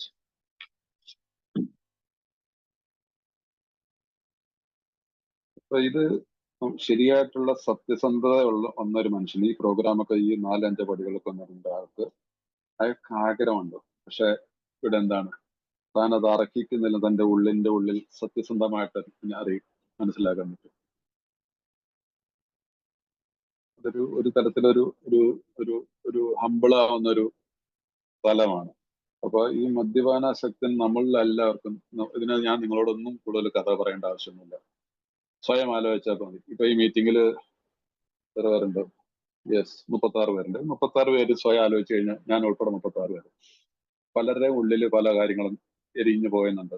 പലരുടെ ഉള്ളിലും ഭയമുണ്ട്. പലരുടെ ഉള്ളിലും ഇനി അങ്ങോട്ട് നാളെ എന്ത് ചെയ്യും, ഇങ്ങനെ വെള്ളത്തിൽ നിൽക്കുന്നല്ലേ. പക്ഷെ നമ്മുടെ വീട്ടിലോ അല്ലെങ്കിൽ പുറത്തോ ഒന്നും കാണിച്ചെന്ന് വരത്തില്ല. ഇപ്പൊ മീറ്റിങ്ങിന് നമ്മൾ ഈ പ്രോഗ്രാം മുമ്പ് അങ്ങനെയല്ലല്ലോ. ഇപ്പൊ നമ്മളുടെ ഡബിൾ ഇതാന്നുള്ളത് ഉറപ്പാണല്ലോ. ആരെ ചതിക്കണം, ആർക്കിട്ട് ഇത് ചെയ്യണമെന്നുള്ള രീതിയിലുള്ള ജീവിതമാണ്. പക്ഷെ എയിൽ വന്നതിന് ശേഷം ഈ മൊഹമ്മേഡി അണിഞ്ഞുകൊണ്ട് നമുക്ക് ജീവിക്കേണ്ട ഒരു സാഹചര്യം വരാറുണ്ട്. പക്ഷെ ഇവിടെ മാന്യത അനുഭവിക്കുന്ന നമുക്ക് ആഗ്രഹമുണ്ട്. പക്ഷെ താൻ അത് അർഹിക്കുന്നില്ലെന്ന് തന്റെ ഉള്ളിൽ അയാൾക്കറിയാം. പക്ഷെ അതിന്റെ മുമ്പോട്ട് പോകുമ്പോൾ പറയാണ്, ഈ പരസ്പര വൈരുദ്ധ്യം ഈസ് മേഡ് വേഴ്സ്. ഞാൻ കൂടുതൽ കുടിച്ചു കൂത്താടുന്ന കാര്യങ്ങളെ ഇതിലൂടെ കൂടുതൽ വഷളാവുന്നു. ഇങ്ങനെയുള്ള ഒരു വൈരുദ്ധ്യം ഈ പടികളൊക്കെ ചെയ്തില്ലെങ്കിൽ നമ്മൾ കുടിച്ചു കൂത്താടുമ്പോൾ കൂടുതൽ വഷളാവുന്നു. ബോധം തെളിയുമ്പോൾ അവ്യക്തമായവർക്കുന്ന ചില സംഭവങ്ങൾ അയാളെ പരിഭ്രാന്തനാക്കുന്നു. ഈ ഓർമ്മകൾ ഒരു ഭീകരമായ അനുഭവമാണ്. തന്നെ ആരെങ്കിലും നിരീക്ഷിച്ചിട്ടുണ്ടാവുമെന്ന ചിന്ത തന്നെ അയാളെ ഭയചകിതനാവുന്നു. കഴിയുന്നിടത്തോളം ഈ ഓർമ്മകളെ അയാൾ സ്വന്തം അന്തരംഗത്തിലേക്ക് തള്ളി അമർത്തുന്നു. ഒരിക്കലും ഇനി അവ പാൽ വെളിച്ചം കാണുകയില്ലെന്ന് അയാൾ പ്രതീക്ഷിക്കുന്നു. സ്ഥിരമായ ഭയത്തിന്റെയും മാനസിക വിരോധത്തിന്റെയും ഇടയിൽ അയാൾ പെടുന്നു. അതാകട്ടെ കൂടുതൽ കുടിയിലേക്ക് അയാൾ എത്തിക്കുന്നു. ഇതാണ് ഇവിടെ ഒരു സംഭവം. ഈ രീതിയിൽ നമ്മൾ ഒരു ഡ്രൈ ഡ്രങ്ക് സ്റ്റേറ്റിൽ കുറെ കഴിഞ്ഞു കഴിഞ്ഞാൽ എന്ന് പറഞ്ഞാൽ ഇംഗ്ലീഷ് എഴുതിക്കുന്നത് ഇൻകൺസിസ്റ്റൻസീസ് മേഡ് വേഴ്സ്.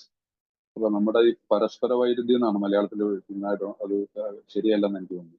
അപ്പൊ നമ്മളുടെ കൃത്യമായിട്ടുള്ള ആ പ്രോഗ്രാമിനെ നമ്മൾ ഫോളോ ചെയ്യാറുണ്ട് കൺസിസ്റ്റന്റ് ആയിട്ട് റെഗുലർ ആയിട്ട് പ്രാക്ടീസ് ചെയ്യാതെ പോയി കഴിഞ്ഞാൽ ഉണ്ടാവുന്ന അങ്ങനെ പോയി കഴിഞ്ഞാൽ നമ്മൾ കുടിച്ചിരിക്കും. ബോധം തെളിയുമ്പോൾ നമ്മളുടെ എന്താണ് ചില സംഭവങ്ങൾ നമ്മളെ പരിഭ്രാന്തനാക്കുന്നു. കുറെ നാളത്തെ റിക്കവറിക്ക് ശേഷം ഒരു റിലാപ്സ് പോരാത്തതിന് പലർക്കും നമ്മൾ റിലാപ്സ് ആയെന്നുള്ള അറിഞ്ഞതും അല്ലെങ്കിൽ നമ്മൾ കാണിച്ചു വെച്ചിട്ടുള്ളത്. കാരണം കുടിക്കാതിരുന്നിട്ട് രണ്ടാമതൊരു റിലാപ്സിന്റെ സമയത്ത് കുടിക്കുന്നവർക്ക് എല്ലാവർക്കും അറിയാം. റിലാപ്സ് ഒക്കെ ആയിട്ട് കുറെ നാളും കിടന്നിട്ടുള്ളവർക്കൊക്കെ അറിയാം നമ്മൾ എന്തൊക്കെ കാണിച്ചിരുന്നത്. നമ്മൾ കൂടുതൽ വിറയല് ഭയപ്പെടുകയാണ്. എങ്ങനെ സമൂഹത്തെ നേരിടാം, നീ ഈവൻ മീറ്റിംഗിലേക്ക് എങ്ങനെ വരാമെന്ന് പോലും പലരും വിചാരിച്ചിട്ട് നിൽക്കുന്ന സ്ഥലത്തുണ്ടാവും. അപ്പൊ അതുകൊണ്ട് ഈ സ്ഥിരമായ ഭയത്തിന്റെയും മാനസിക പൂർവ്വത്തിനും അയാൾ പെടുന്നു. അതാകട്ടെ കൂടുതൽ കൂടിയിലേക്ക് അയാൾ നയിക്കുന്നു. സോ അതിന്റെ ആവശ്യമില്ല. ഇത് ഒഴിവാക്കണമെങ്കിൽ നമ്മൾ കൃത്യമായിട്ട് സമയം ഒരു 3-4 മാസത്തിനുള്ളിൽ തന്നെ 4ാമത്തെ പടിയൊക്കെ നമുക്ക് എഴുതാൻ സാധിക്കണം. 4ാമത്തെ പടി എഴുതി 5ാമത്തെ പടിയൊക്കെ ചെയ്ത് കഴിഞ്ഞാൽ ഈ രീതിയിലുള്ള ഈ ഇൻകൺസിസ്റ്റന്റ് ആയിട്ടുള്ള ഇൻകൺസിസ്റ്റൻസി, അതാണ് ഇംഗ്ലീഷിലെ വാക്കാണ്. നമുക്ക് കൺസിസ്റ്റൻസി എന്നുള്ള റിക്കവറിയുടെ ഒരു വളരെ ഇമ്പോർട്ടന്റ് ആയിട്ടുള്ള ഭാഗമാണ്. നമ്മളുടെ എല്ലാവരും സാധാരണ അതിൽ ഞാൻ കഴിഞ്ഞ മീറ്റിങ്ങുകളിലൊക്കെ പറഞ്ഞിട്ടുണ്ട്, നമ്മുടെ സ്പിരിച്വൽ ലൈഫ് ഒരു ആത്മീയ പ്രോഗ്രാമാണെന്ന് മനസ്സിലായിട്ടുണ്ടെങ്കിൽ then we have to follow spiritual way. Religious way എന്നല്ല ഞാൻ പറയുന്നത്, സ്പിരിച്വൽ വേ. അതിന്റെ അർത്ഥം എന്താണ്? Disciplined life. അത് വല്ലപ്പോഴും അല്ല, ആഴ്ചയിലൊരിക്കലല്ല disciplined life. Regularly every day ഒരു പ്രാർത്ഥനയോടും ഒരു പുതിയൊരു നമുക്ക് ജീവിതം ആരംഭിക്കാൻ സാധിക്കണം. ഇവിടെ നമ്മളുടെ ഈ മുമ്പോട്ട് വരുമ്പോൾ അതിനകത്ത് വളരെ ഇൻട്രസ്റ്റിംഗ് ആയിട്ടുണ്ട്. നമ്മൾ രാത്രിയിലെ 10ാമത്തെ പടിയിലൊക്കെ വരുന്നുണ്ട്. നമ്മൾ എന്നും രാത്രിയിൽ ഇപ്പോൾ തന്നെ ഞാൻ കഴിഞ്ഞ മീറ്റിങ്ങുകളിലൊക്കെ പറഞ്ഞാണ് കണക്കെടുപ്പ് നടത്തി പോകണം. അന്നത്തെ ദിവസത്തെ കണക്കെടുപ്പിലെ വരവ് ചെലവുകൾ എല്ലാ കാര്യങ്ങളിലും, പണത്തിന്റെ മാത്രമല്ല എല്ലാ കാര്യങ്ങളിലും ഞാൻ എന്ത് ചെയ്തു, എവിടെയാണ് എനിക്ക് തെറ്റുപറ്റിയിട്ടുള്ളത്, എനിക്ക് കുറവെന്നാണ്, അതിന് ഞാൻ എന്താണ് പരിഹാരം ചെയ്യണം, നമ്മൾ തീരുമാനത്തിലെടുത്തിട്ട് ആ രീതിയിൽ കണക്കെടുപ്പിട്ടുന്ന രാവിലെ പ്രസന്ന വദനനായിട്ട് എഴുന്നേക്കാൻ പറ്റും. ഒരു ഹാങ് ഓവർ ഇല്ലാതെ എനിക്ക് പറ്റും. സന്തോഷത്തോടുകൂടി ഭഗവാന്റെ മുമ്പിലേക്ക് നോക്കാൻ പറ്റും. ദൈവമേ എന്ന് വിളിക്കാൻ പറ്റും. ദൈവമേ നന്ദി എന്ന് പറയാൻ നമുക്ക് സാധിക്കും. ആ ശീലം, അതാണ് ഈ കൺസിസ്റ്റൻസി, അതാണ് ഡിസിപ്ലിൻ ലൈഫ്. സോ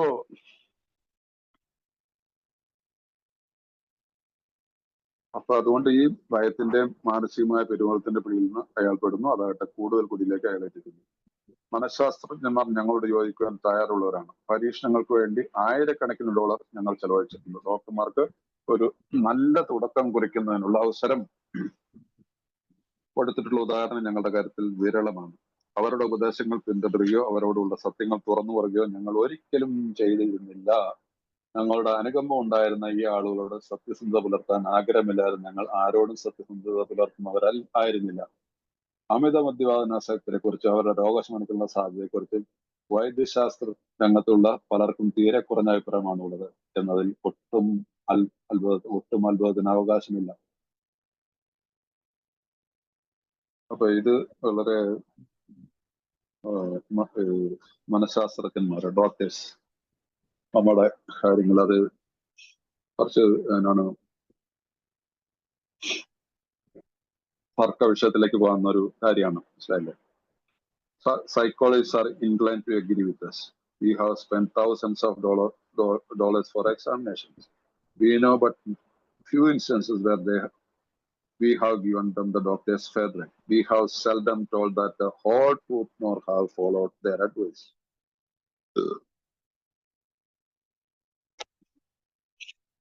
പക്ഷെ പലരും ഇന്നും മെഡിക്കൽ സയൻസിനെ ഒരു ഷീൽഡായിട്ട്, ഒരു കവചമായിട്ട് ഉപയോഗിക്കുന്നു എന്നുള്ളതാണ് ഏറ്റവും വലിയ പ്രശ്നം.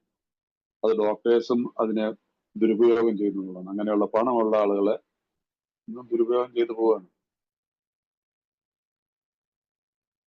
ഈ മെഡിക്കൽ സയൻസിന് ഇതിന് സാധിക്കുമോ എന്നായിരുന്നെങ്കിൽ ഇതിന്റെ ആവശ്യമില്ല. 1939 ബുക്ക് പബ്ലിഷ് ചെയ്യുന്നതിനും ഏതാനും ഒരു വർഷം മുമ്പ് എന്തായിരിക്കണം ഡോക്ടേഴ്സ് ഒപ്പീനിയനിൽ ഡോക്ടർ സിൽക്വർത്ത് എഴുതുന്നു. അദ്ദേഹം എഴുതിയ വളരെ കൃത്യമായിട്ടുള്ള ഒന്നാണ്. ഞങ്ങൾക്ക് ഡോക്ടേഴ്സിന് ഇതിന് മനസ്സിലായില്ല പ്രശ്നം എന്താണെന്നുള്ളത്. ഇത് മെന്റലി ആൻഡ് ഫിസിക്കലി, മുമ്പ് മെന്റലി എന്ന് മാത്രമാണ് കരുതുന്നത്. ഡോക്ടർ സിൽക്വർത്ത് ആണ് അത് ഇത് ശാരീരികമായിട്ടും ബാധിക്കുന്ന രോഗമാണെന്ന് പറയുന്നത്. ഇതിനുള്ള പരിഹാരം എന്ന് പറഞ്ഞിട്ടുണ്ടെങ്കിൽ that is alcoholics need A moral psychology, admitting the truth, സത്യത്തെ അംഗീകരിക്കുക. ഡോക്ടേഴ്സ് പറയുന്ന രീതിയിൽ എല്ലാം പറഞ്ഞു, നിന്റെ ജീവിതം പോകും, നിന്റെ ലിവർ പോകും, നിനക്ക് അത് പോകും, നിന്റെ സമ്പത്തും പോകും. എല്ലാം പോയി കഴിഞ്ഞതിന് ശേഷം മദ്യപാനികൾ പറഞ്ഞോ ഇനിയും സമയമുണ്ട്, എനിക്ക് സാറ് എന്തെങ്കിലും ഗുളിക എഴുതരാൻ പറയും. 1 മാസം ഞാനിവിടെ കിടന്നിട്ട് എന്നെ പുറത്ത് വിട്ടാൽ ഞാൻ അപ്പോഴത്തേക്ക് ശരിയായിക്കോളും പറയും. പിന്നെ ഇറങ്ങി അതിന്റെ പിറ്റേ ദിവസം തന്നെ അടിക്കും. ഇന്നും അത് സംഭവിച്ചുകൊണ്ടിരിക്കുക.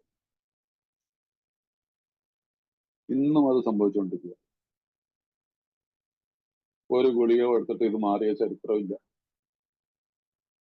അങ്ങനെയുള്ളവർക്ക്, മാറിയിട്ടുള്ളവർക്ക് ബിഗ് സല്യൂട്ട്. ചില കാര്യങ്ങളിലും ഇല്ലാന്നൊന്നും പറയാൻ പറ്റത്തില്ല. അത് ഗുളിക കഴിച്ചുകൊണ്ടാണോ എന്താണെന്ന് നമുക്കറിയത്തില്ല. 3 തരത്തിലുള്ള ആൽക്കഹോളിക്കിനെ കുറിച്ച് നമ്മൾ സ്റ്റഡി ചെയ്തതാണ് മദ്യാസക്തിയെ പറ്റി കൂടുതൽ വിവരങ്ങളിൽ. അതിനകത്തുള്ളതിൽ ആ 3ാമത്തെ തരത്തിലുള്ള ആളുകളാണ് നമ്മൾ. അവരുടെ കാര്യത്തിൽ ഇതൊന്നും വർക്ക് ചെയ്തിട്ട് വളരെ റെയറാണ്, വളരെ റെയറസ്റ്റ് ആണ്. പക്ഷെ ഇന്നും ഡോക്ടേഴ്സ് അവകാശപ്പെടുന്നില്ല. അവര് കുറെ ടെക്നിക്കൽ പേരുകളും ചില ഇതൊക്കെ ഇട്ടുകൊണ്ട്, പിന്നെ എന്താ ചെയ്യാ, ആളുകൾ വീട്ടുകാർ സഹകരിക്കുന്നപ്പോ സാമ്പത്തികമായിട്ടും പിന്നെ പോലെ തന്നെ റിഹാബുകളും ഒരു എന്താണ് പറഞ്ഞ ഒരു സുഖവാസ കേന്ദ്രമായിട്ട് മാറിയിട്ടുണ്ട്. ഇവിടെ ഞാനിപ്പോ ഡൽഹിയിലാണ്. ഇവിടെയൊക്കെ 3 മാസത്തേക്കൊക്കെ 3.5 ലക്ഷം രൂപയൊക്കെയാണ് ചാർജ് ചെയ്യുന്നത്. മനസ്സിലായില്ലേ? 4 ലക്ഷം, 3.5 ലക്ഷം. 3 ലക്ഷമൊക്കെ കോമൺ ആണ്.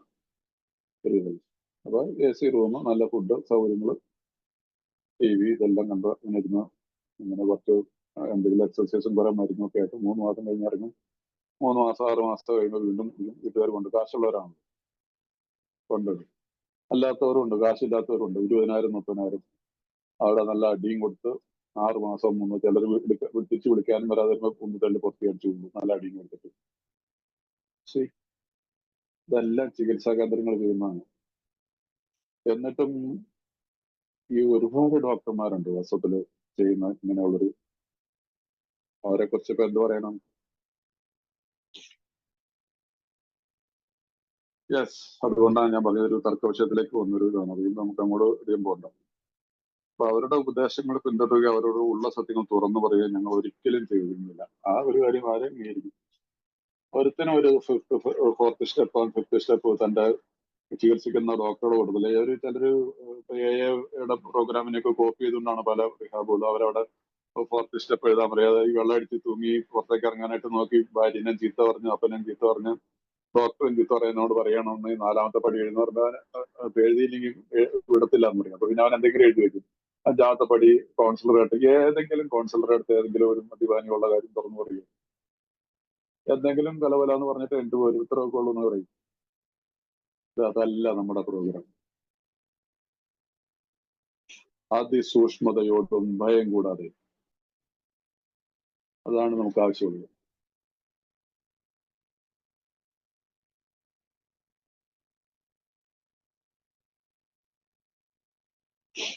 അല്ലാതെ നമ്മൾ എന്തെങ്കിലും കാണിച്ചിട്ട് വല്ല കാര്യമുണ്ടോ? അതിസൂക്ഷ്മതയോടും ഭയം കൂടാതെയും ഞങ്ങളുടെ ധാർമ്മിക നിലവാരത്തെ വിലയിരുത്തി. 5ാമത്തെ പടിയിൽ ഇപ്പൊ നമ്മളായിരിക്കുന്നത് ഞങ്ങളുടെ തെറ്റുകൾ ദൈവത്തോടും സ്വന്തമായി വേറൊരു വ്യക്തിയോടും ഞങ്ങൾ കൃത്യമായി ഏറ്റുവരും. ഇതാണ് നമ്മുടെ റിക്കവറി പ്രോസസ്. അതിന്റെ ഏറ്റവും ഇമ്പോർട്ടന്റ് ആയിട്ടുള്ള ഒരു ഭാഗത്തൂടെയാണ് നമ്മളിപ്പോ ആയിരിക്കുന്നത്.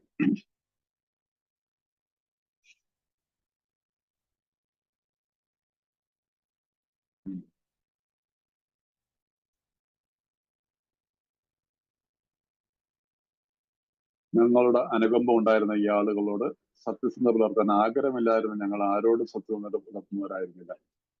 ഞങ്ങളുടെ അനുഗമം ഉണ്ടായിരുന്ന ഈ ആളുകളോട് സത്യം പുലർത്താൻ ആഗ്രഹമില്ലായിരുന്നു. ഞങ്ങൾ ആരോട് സത്യം പുലർത്തുന്നതാവില്ല. വായിച്ചു കഴിഞ്ഞാൽ ഇത്തിരി കോംപ്ലിക്കേറ്റഡ് അല്ലേ.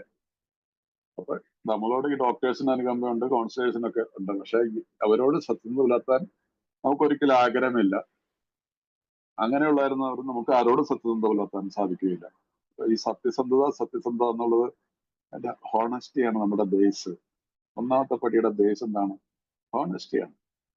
ആ സത്യസന്ധത നമുക്ക് ഈ പറയുന്ന ഡോക്ടർമാരോ റിഹാബിലോ ഒന്നും പോയി കിടന്നിട്ടൊന്നും നടക്കാൻ പോകണമെന്നില്ല. അങ്ങനെ ഒരു ലെങ്ത് ഓഫ് സെപ്പറേറ്റ് ഇല്ല. വളരെ റയർ ആയിട്ടാണ് കണ്ടിട്ടുള്ളത് റിഹാബിൽ പോയിട്ട് ഒക്കെ റിക്കവറിയിൽ വന്നതിന് ശേഷം. പക്ഷെ റിഹാബിൽ പോയിട്ട് അവർക്ക് മെസ്സേജ് കിട്ടിയിട്ട് തിരിച്ചേല് വന്നിട്ട് റെഗുലറായിട്ട് മീറ്റിംഗ് വന്നിട്ട് റിക്കവറിയിലുള്ള ഒരുപാട് ആളുകൾ എനിക്കറിയാം. അവരെല്ലാം പറയുന്നത് ഓക്കെ, ശരീരത്തിൽ നിന്നുള്ള വിടുതൽ അവർ മാറ്റി തന്നു. പക്ഷെ എനിക്ക് റിക്കവറി വന്നത് ഞാൻ AIL പ്രോഗ്രാം വന്നിട്ട് ഇങ്ങനെ പടികൾ പ്രാക്ടീസ് ചെയ്തതിനു ശേഷമാണ്. റിഹാബിൽ വെച്ചിട്ടും 4ാമത്തെ പടി 5ാമത്തെ പടിയൊക്കെ എഴുതിച്ചെന്ന് പറയും. അതൊന്നും ഞാൻ ചുമ്മാ പേരിന് എഴുതിയതെന്ന് പറയും. സത്യസന്ധമായിട്ട് എഴുതിയത് AIL വന്നതിന് ശേഷമാണ്.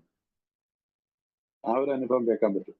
അതുകൊണ്ട് റിഹാബുകളെ നമുക്ക് പൂർണ്ണമായിട്ട് എഴുതി തള്ളാനൊന്നും പറ്റുമൊന്നുമില്ല. അദ്ദേഹത്തിന്റെ ശരീരത്തിൽ നിന്നായാലും വിടുതൽ മാറ്റി കൊടുക്കാൻ പറ്റും. അവർക്കൊരു മെസ്സേജും കൊടുക്കും. നിങ്ങൾ പുറത്തിറങ്ങി കഴിഞ്ഞാൽ സാധാരണ ഒരു ഇതുള്ള റിഹാബ്, ചില റിഹാബുകൾ പോരെന്നും പറയും. നമ്മുടെ നാട്ടിലുള്ള റിഹാബുകൾ, നമ്മുടെ കോട്ടയത്തൊക്കെ ഉള്ള ചില റിഹാബുകൾ, പാലയിലൊക്കെ ഉള്ള, പാലയിൽ എനിക്കറിയത്തില്ല, കോട്ടയത്തുള്ള 1-2 റിഹാബുകൾ എനിക്കറിയാം. അവർ പറയും നിങ്ങളെ മീറ്റിംഗിലേക്ക് പോയേക്കരുതെന്ന്. എന്നാ അവർ പറയും പോയിട്ടുണ്ടെങ്കിൽ കൂടുതലോ പ്രശ്നങ്ങളിലേക്ക് പോകുള്ളെന്ന് പറയും. സോ അത് അങ്ങനെ ഒരു കഥയുണ്ട്. അതങ്ങനെ കിടക്കട്ടെ. അപ്പൊ അതുകൊണ്ട് നമുക്ക് ഈ ഒരു കാര്യമുള്ളൂ. സത്യം ആർക്കോ കോട്ടുക വരുന്നുണ്ട്. ഞാൻ മ്യൂട്ട് ചെയ്തോളാം. സാർ പറഞ്ഞു. സോ അതുകൊണ്ട് നമുക്ക് ഇതിനകത്ത് വലിയ തർക്ക വിതർക്കങ്ങളിലേക്ക് പോകാതിരിക്കാം. എനിക്ക് എന്താണ് വേണ്ടെന്നുള്ള അവരൊരു തീരുമാനിക്കും. നമുക്ക് ഈ ലോകത്തെ ഒന്നും എല്ലാവർക്കും ഒന്നും സഹായിക്കാം, തിരുത്താനും നമുക്ക് സാധിക്കത്തില്ല. നമ്മൾ പ്രാർത്ഥിക്കുന്നതല്ലേ എനിക്കെന്ത് മാറ്റാൻ പറ്റും എന്നുള്ളതിനെ അതിനാണ് ഞാൻ വർക്ക് ചെയ്യേണ്ടത്. അത് ആ കറേജ് ഈ ആൽക്കഹോളിക്സ് അനോണിമസ് നമുക്ക് വരും. പക്ഷെ കുറച്ച് ഫാക്ടുകൾ ഞാൻ ഇങ്ങനെ എന്റെ അനുഭവത്തിന്റെ ഇതിൽ പറഞ്ഞെന്നുള്ളൂ. നിങ്ങൾക്കത് അഡ്മിറ്റ് ചെയ്യാൻ പറ്റുന്നവർക്ക് അഡ്മിറ്റ് ചെയ്യാം. അപ്പൊ അതുകൊണ്ട് ഈ ലോകത്ത് സന്തോഷത്തോടെ ദീർഘകാലം ജീവിക്കുന്നുണ്ടെങ്കിൽ ഞങ്ങൾ പൂർണ്ണമായും സത്യസന്ധരായിക്കൊണ്ട് എഗെയിൻ ആൻഡ് എഗെയിൻ. ഒന്നാമത്തെ പടി മുതൽ നമ്മളോട് പറയുന്നു you have to be honest. സ്വാഭാവികമായും ഞങ്ങളുടെ ശരിയായും ഞങ്ങളുടെ പ്രിയങ്കരവും തികച്ചും സ്വകാര്യമായ പടി അനുഷ്ഠിക്കേണ്ട ആളെയോ ആളുകളെയോ തിരഞ്ഞെടുക്കുന്നതിന് മുമ്പ് ഞങ്ങൾ വളരെയേറെ ആലോചിക്കുന്നു. കുമ്പസാരവും മറ്റും അനുശാസിക്കുന്ന മതവാദത്തിൽപ്പെട്ട ആളുകളാണെങ്കിൽ മതവാദത്തിൽപ്പെട്ട ഞങ്ങളുടെ കൂട്ടത്തിലെ ആളുകൾ അപ്രകാരം കുമ്പസാരം സ്വീകരിക്കുന്നതിന് ശരിയാമണ്ണം ചുമതലപ്പെട്ടിരുന്ന അധികാരിയുടെ അടുത്തിലേക്ക് പോകാൻ ആഗ്രഹിക്കുന്നു. ഞങ്ങൾക്ക് മതപരമായ യാതൊരു ബന്ധങ്ങളും ഇല്ലെങ്കിലും സുസ്ഥാപിതമായ ഒരു മതം നിയോഗിച്ചിട്ടുള്ള ആരുടെയെങ്കിലും അടുത്ത് ഞാൻ സംസാരിക്കുന്നത് ഞങ്ങളെ സംബന്ധിച്ചോളം നല്ല കാര്യമായിരിക്കും. അപ്രകാരമുള്ള ഒരാൾ ഞങ്ങളുടെ പ്രശ്നങ്ങൾ കാണാനും മനസ്സിലാക്കാനും പെട്ടെന്ന് കഴിവുള്ള ഒരാളെന്ന് മിക്കപ്പോഴും മനസ്സിലാക്കാവുന്നേ ഉള്ളൂ. ചിലപ്പോഴൊക്കെ അമിതമധ്യാനാസക്തരെ സംബന്ധിച്ച് മനസ്സിലാക്കാൻ പറ്റാത്ത ആളുകളുമായി കണ്ടുമുട്ടാൻ തീർച്ചയായും നിങ്ങൾക്ക് ഇടയാറാറുണ്ട്. അപ്പൊ ഇവിടെ ഈ നമ്മൾ നല്ലൊരു 4ാമത്തെ പടി എഴുതിയതിനു ശേഷം കാരണം അതിനകത്താണ് പറയുന്നത് ഈ ലോകത്ത് നമുക്ക് ജീവിച്ചിരിക്കണമെങ്കിൽ സത്യസന്ധമാണ്. ആ സത്യസന്ധത എന്നാണ് ഭയം കൂടാതെ അതിസൂക്ഷ്മതയും കൂടിയിട്ടുള്ള നമ്മുടെ 4th സ്റ്റെപ്പാണ്. ആ 4th സ്റ്റെപ്പ് ചെയ്ത് കഴിഞ്ഞാൽ നമുക്ക് 5ാമത്തെ പടിയിൽ എങ്ങനെയൊക്കെ അതിനുള്ളൊരു 1-2 ഓപ്ഷൻസ് പറയുന്നുണ്ട്. അതുകൊണ്ടാണ് ഏതെങ്കിലും മതവിഭാഗത്തിൽപ്പെട്ടത് ക്രിസ്ത്യൻസിനെ സംബന്ധിച്ചുള്ളവർക്ക് കുമ്പസാരം എന്നുള്ളൊരു സംഭവമാണ്. ഞാനൊക്കെ കുമ്പസാരിച്ചിരിക്കുന്നു പറഞ്ഞാൽ ഞാനും കുമ്പസാരിക്കും. കാരണം കുമ്പസാരിക്കണം എന്നുള്ളൊരു മാൻഡാറ്ററിയാണ്. എല്ലാ വർഷവും കുമ്പസാരിച്ചിട്ടുണ്ടാവില്ല എന്ന് തോന്നുന്നു, എന്നാലും കുമ്പസാരിക്കണം. അപ്പൊ ആ കുമ്പസാരത്തിന് എന്താ കളവ് പറഞ്ഞിട്ടുണ്ടോ, നുണ പറഞ്ഞിട്ടുണ്ടായിരിക്കും, അത് പറഞ്ഞിട്ട് ഒരു 3 മിനിറ്റിൽ അച്ഛൻ്റെ മുമ്പിൽ പോയിരുന്ന് മുട്ടിക്കുത്തിയിരുന്നത്. കത്തോലിക്കർക്കാണെങ്കിൽ ഒരു കുമ്പസാരക്കൂട്ടിൽ അച്ഛൻ ഇരിക്കണം, പുറത്ത് ഇരുന്നിട്ട് ചെവിയിൽ പറഞ്ഞുകൊണ്ടിരിക്കുന്നത്. അങ്ങനെയാണ് ഞാൻ കത്തോലിക്കലല്ല, മറ്റേ ഓർത്തഡോക്സ് ഇതിനകത്ത്. അപ്പൊ ഞങ്ങൾക്ക് നേരിട്ട് അച്ഛൻ്റെ മുഖത്തോട് നോക്കി പറയും തറയിൽ മുട്ടുകുത്തിയിരുന്നിട്ട്. എന്ത് വെറും പ്രശ്നമല്ലേ, എന്തെങ്കിലും ഇതാണ്. അപ്പൊ നമുക്ക് ഇവിടെ അങ്ങനെയുള്ള ഒരു ഉൾക്കൊള്ളുന്ന നമുക്ക് ചില മതത്തില്, എല്ലാ മതത്തിലും കുറച്ച് നമുക്ക് ചില വ്യക്തികളെ വ്യത്യസ്തരായിട്ടുള്ള ചില പുരോഹിത വർഗത്തെ കാണാൻ പറ്റും.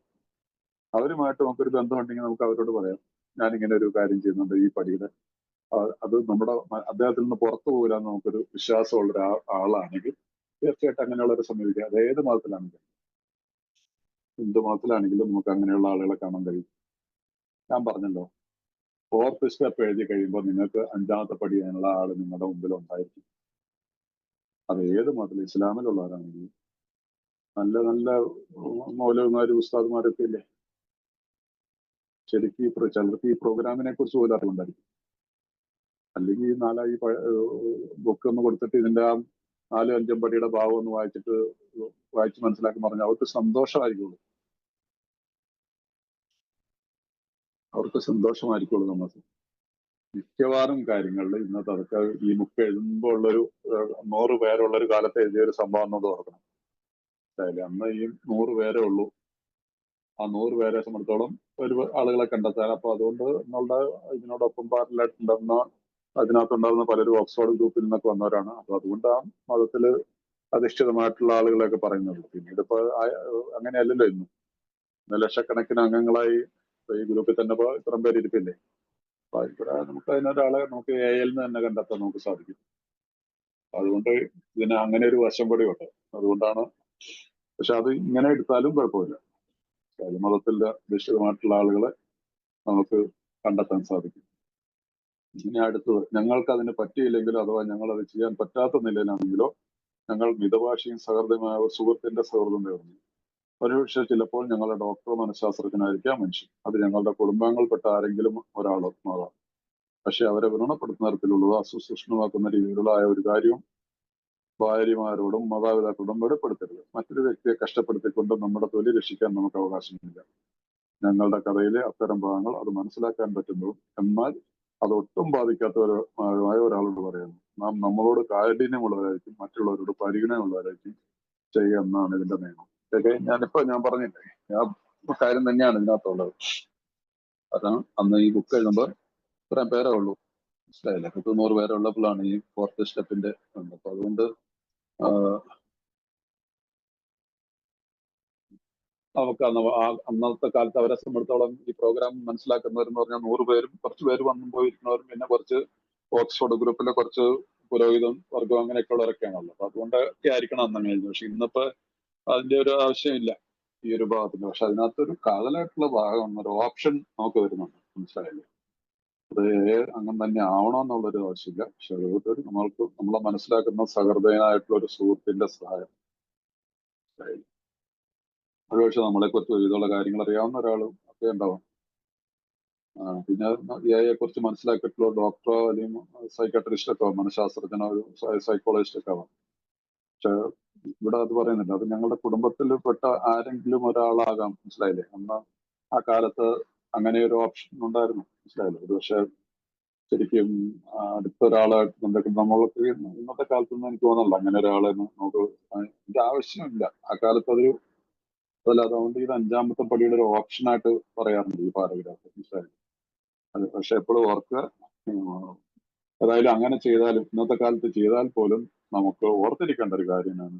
പക്ഷെ അവരെ വ്രണപ്പെടുത്തുന്ന തരത്തിലുള്ള അസന്തുഷ്ടരാക്കുന്ന രീതിയിലുള്ളതായ ഒരു കാര്യവും ഭാര്യമാരോടും മാതാപിതാക്കളും എടുത്ത് ഭാര്യമാരോടൊക്കെ 5ാമത്തെ പടി ചെയ്യാൻ പറ്റും. ഈ ഭാഗം വെച്ചുകൊണ്ടൊക്കെയാണ് ഇന്നത്തെ കാലത്ത് ചില പഴമക്കാർ ചിലത് പറയും ഭാര്യമാരോടൊക്കെ വേണ്ടി നമുക്ക് വേണ്ടി 5ാമത്തെ പടി ചെയ്യാൻ പറഞ്ഞു. ഇങ്ങനെ ഇമ്പോസിബിൾ. ഞാനിപ്പോ ഈ അടുത്ത കാലത്ത്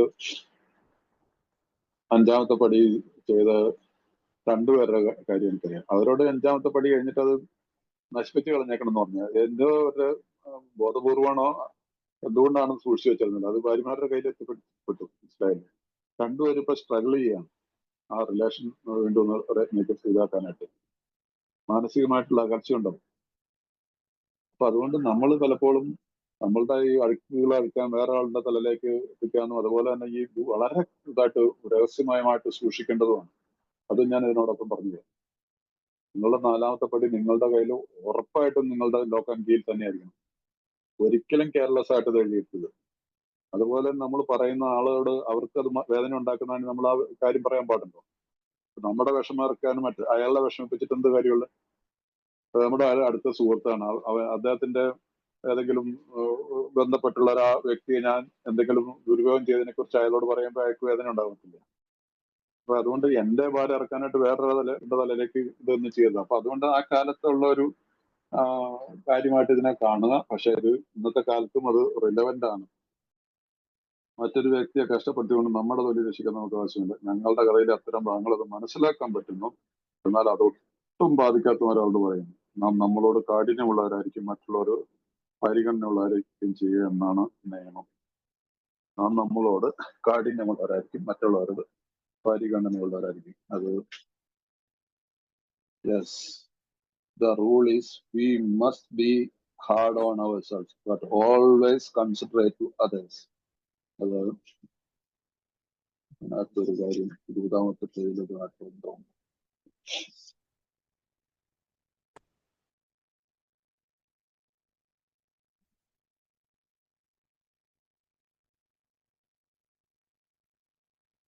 As our very lives as ex-problem drinkers depend upon our constant thought of others and how we may help meet their needs.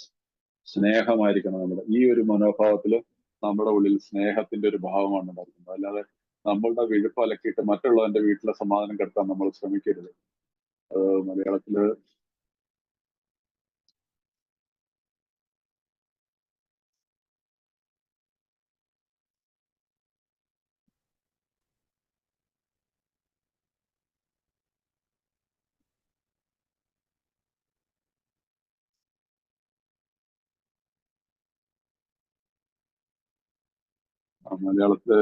ഒരു ഭാഗത്താണ് കഥ. ഏതായാലും എനിക്കത് മനസ്സിലാക്കാവുന്ന ഒരു സിമ്പിൾ ഇംഗ്ലീഷ് ആണല്ലോ, ഒരു സിമ്പിൾ ഇംഗ്ലീഷ് ആണല്ലോ.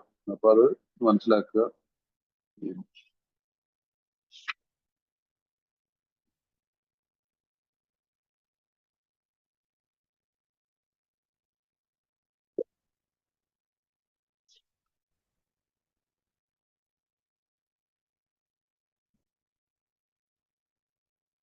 Yes, the rule is we must be hard on ourselves, but always considerate of others. മറ്റുള്ളവരെ നമ്മൾ കരുതുന്നുള്ളവരായിരിക്കും. അതുകൊണ്ട് ഞാൻ 5ാമത്തെ പടി ചെയ്യുന്നതുകൊണ്ട് ഞാനൊരു വിശുദ്ധനാവാൻ പോകുന്നു എന്നുള്ളൊരു ഭാവം നമ്മുടെ ഉള്ളിൽ വരാൻ പാടില്ല. ആ രീതിയിൽ നമ്മൾ ഈ പടിയെ എടുത്തു പോവുക. അപ്പൊ ഞാൻ ഇന്നിവിടെ നിർത്തുന്നു. ഇനു നിങ്ങൾ എന്നെ കേട്ടിരുന്നതിന് ഒത്തിരി സന്തോഷം. നിങ്ങൾ വന്നതിൽ സന്തോഷമുണ്ട്. ആർക്കെങ്കിലും എന്തെങ്കിലും ചോദ്യങ്ങളോ നിങ്ങളുടെ അനുഭവങ്ങളോ ഇതിനകത്ത് പറയാൻ പറയാം. Thank you very much. Thank you Thampi sir, thank you very much. നമുക്ക് 20 മിനിറ്റോടെ ഉണ്ട്. നിങ്ങൾക്ക് ഈ കാര്യങ്ങളിൽ എന്തെങ്കിലും സംശയം എടുക്കുക. നമുക്ക് ഈ അതിനും ബിഗ് ബുക്കിലോ പടികളിലോ പറഞ്ഞേക്കണേ നമ്മളുടെ തോടില് കുരിശിറക്കാൻ ഭാരം ഇറക്കാൻ മറ്റുള്ളവന്റെ തോടില് കുരിശ് കയറ്റിടണോ, അങ്ങനെയുണ്ടല്ലേ? കൃത്യമായിട്ട് അങ്ങനെയാണെന്ന് എനിക്ക് ഓർമ്മ വരുന്നില്ല. പിന്നെ നമ്മുടെ ഓക്കെ, അങ്ങനെ എന്തോ വായിക്കണം എനിക്ക്. നമ്മുടെ തോടില് കുരിശ് മറ്റുള്ളവന്റെ തോടില് ഏറ്റെടുന്നു. നമ്മൾ പടികൾ ചെയ്യുമ്പോ ഞാനിപ്പോ പറയാം, നോക്കിട്ട് പറയാം. അടുത്ത സംശയമുള്ളവർ മുമ്പിട്ട് വരാട്ടോ, ചോദിക്കുക. നിങ്ങൾക്ക് പടികൾ ചെയ്തുകൊണ്ടിരിക്കുന്നവരും ചെയ്യാൻ പോകുന്നവരും നിങ്ങളുടെ മനസ്സിലുള്ള കാര്യങ്ങൾ കൃത്യമായിട്ട് നിങ്ങളെ അകത്തുന്ന കാര്യങ്ങൾ ഉണ്ടെങ്കിൽ സംസ്ഥാനോട് ചോദിക്കുക, അല്ലെങ്കിൽ സംസ്ഥാന നമ്പർ വരാവുന്നതാണ്. ഇപ്പോൾ ഇവിടെ വെച്ച് ചോദിക്കാവുന്ന കാര്യങ്ങൾ ഇപ്പൊ ചോദിക്കാവുന്നതാണ്.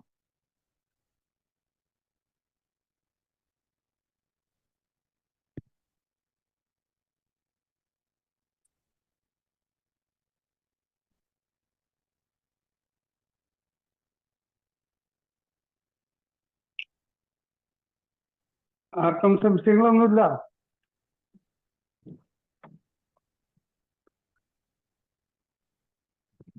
ആരും മൈക്ക് അൺമ്യൂട്ട് ചെയ്തിട്ടുണ്ട്, മുമ്പിട്ട് വരാം.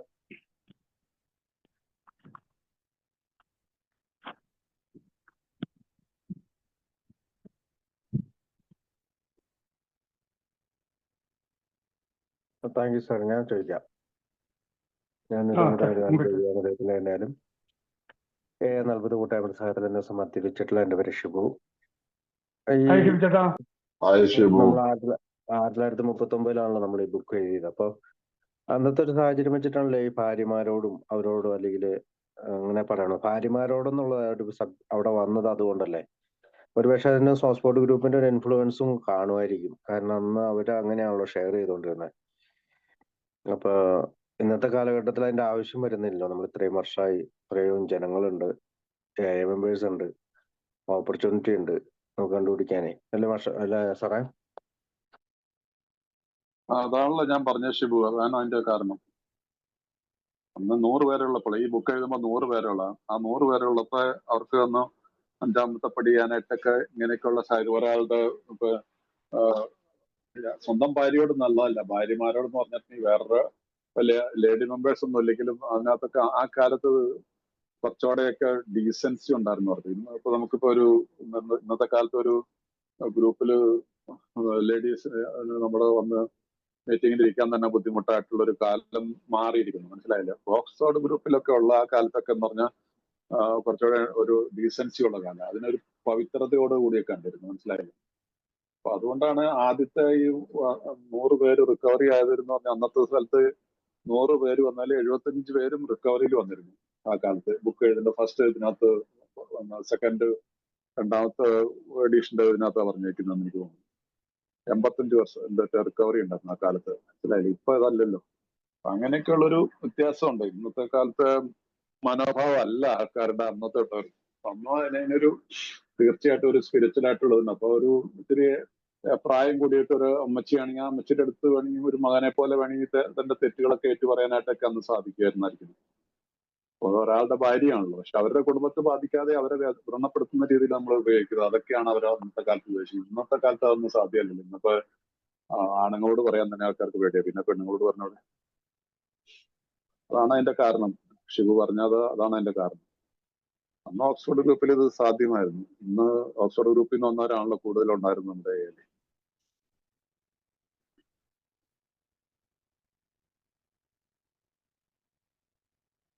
താങ്ക് യു തമ്പി സാറെ. മറ്റേ ആർക്കെങ്കിലും സംശയം കൊണ്ട് മുമ്പിട്ട് വരാം.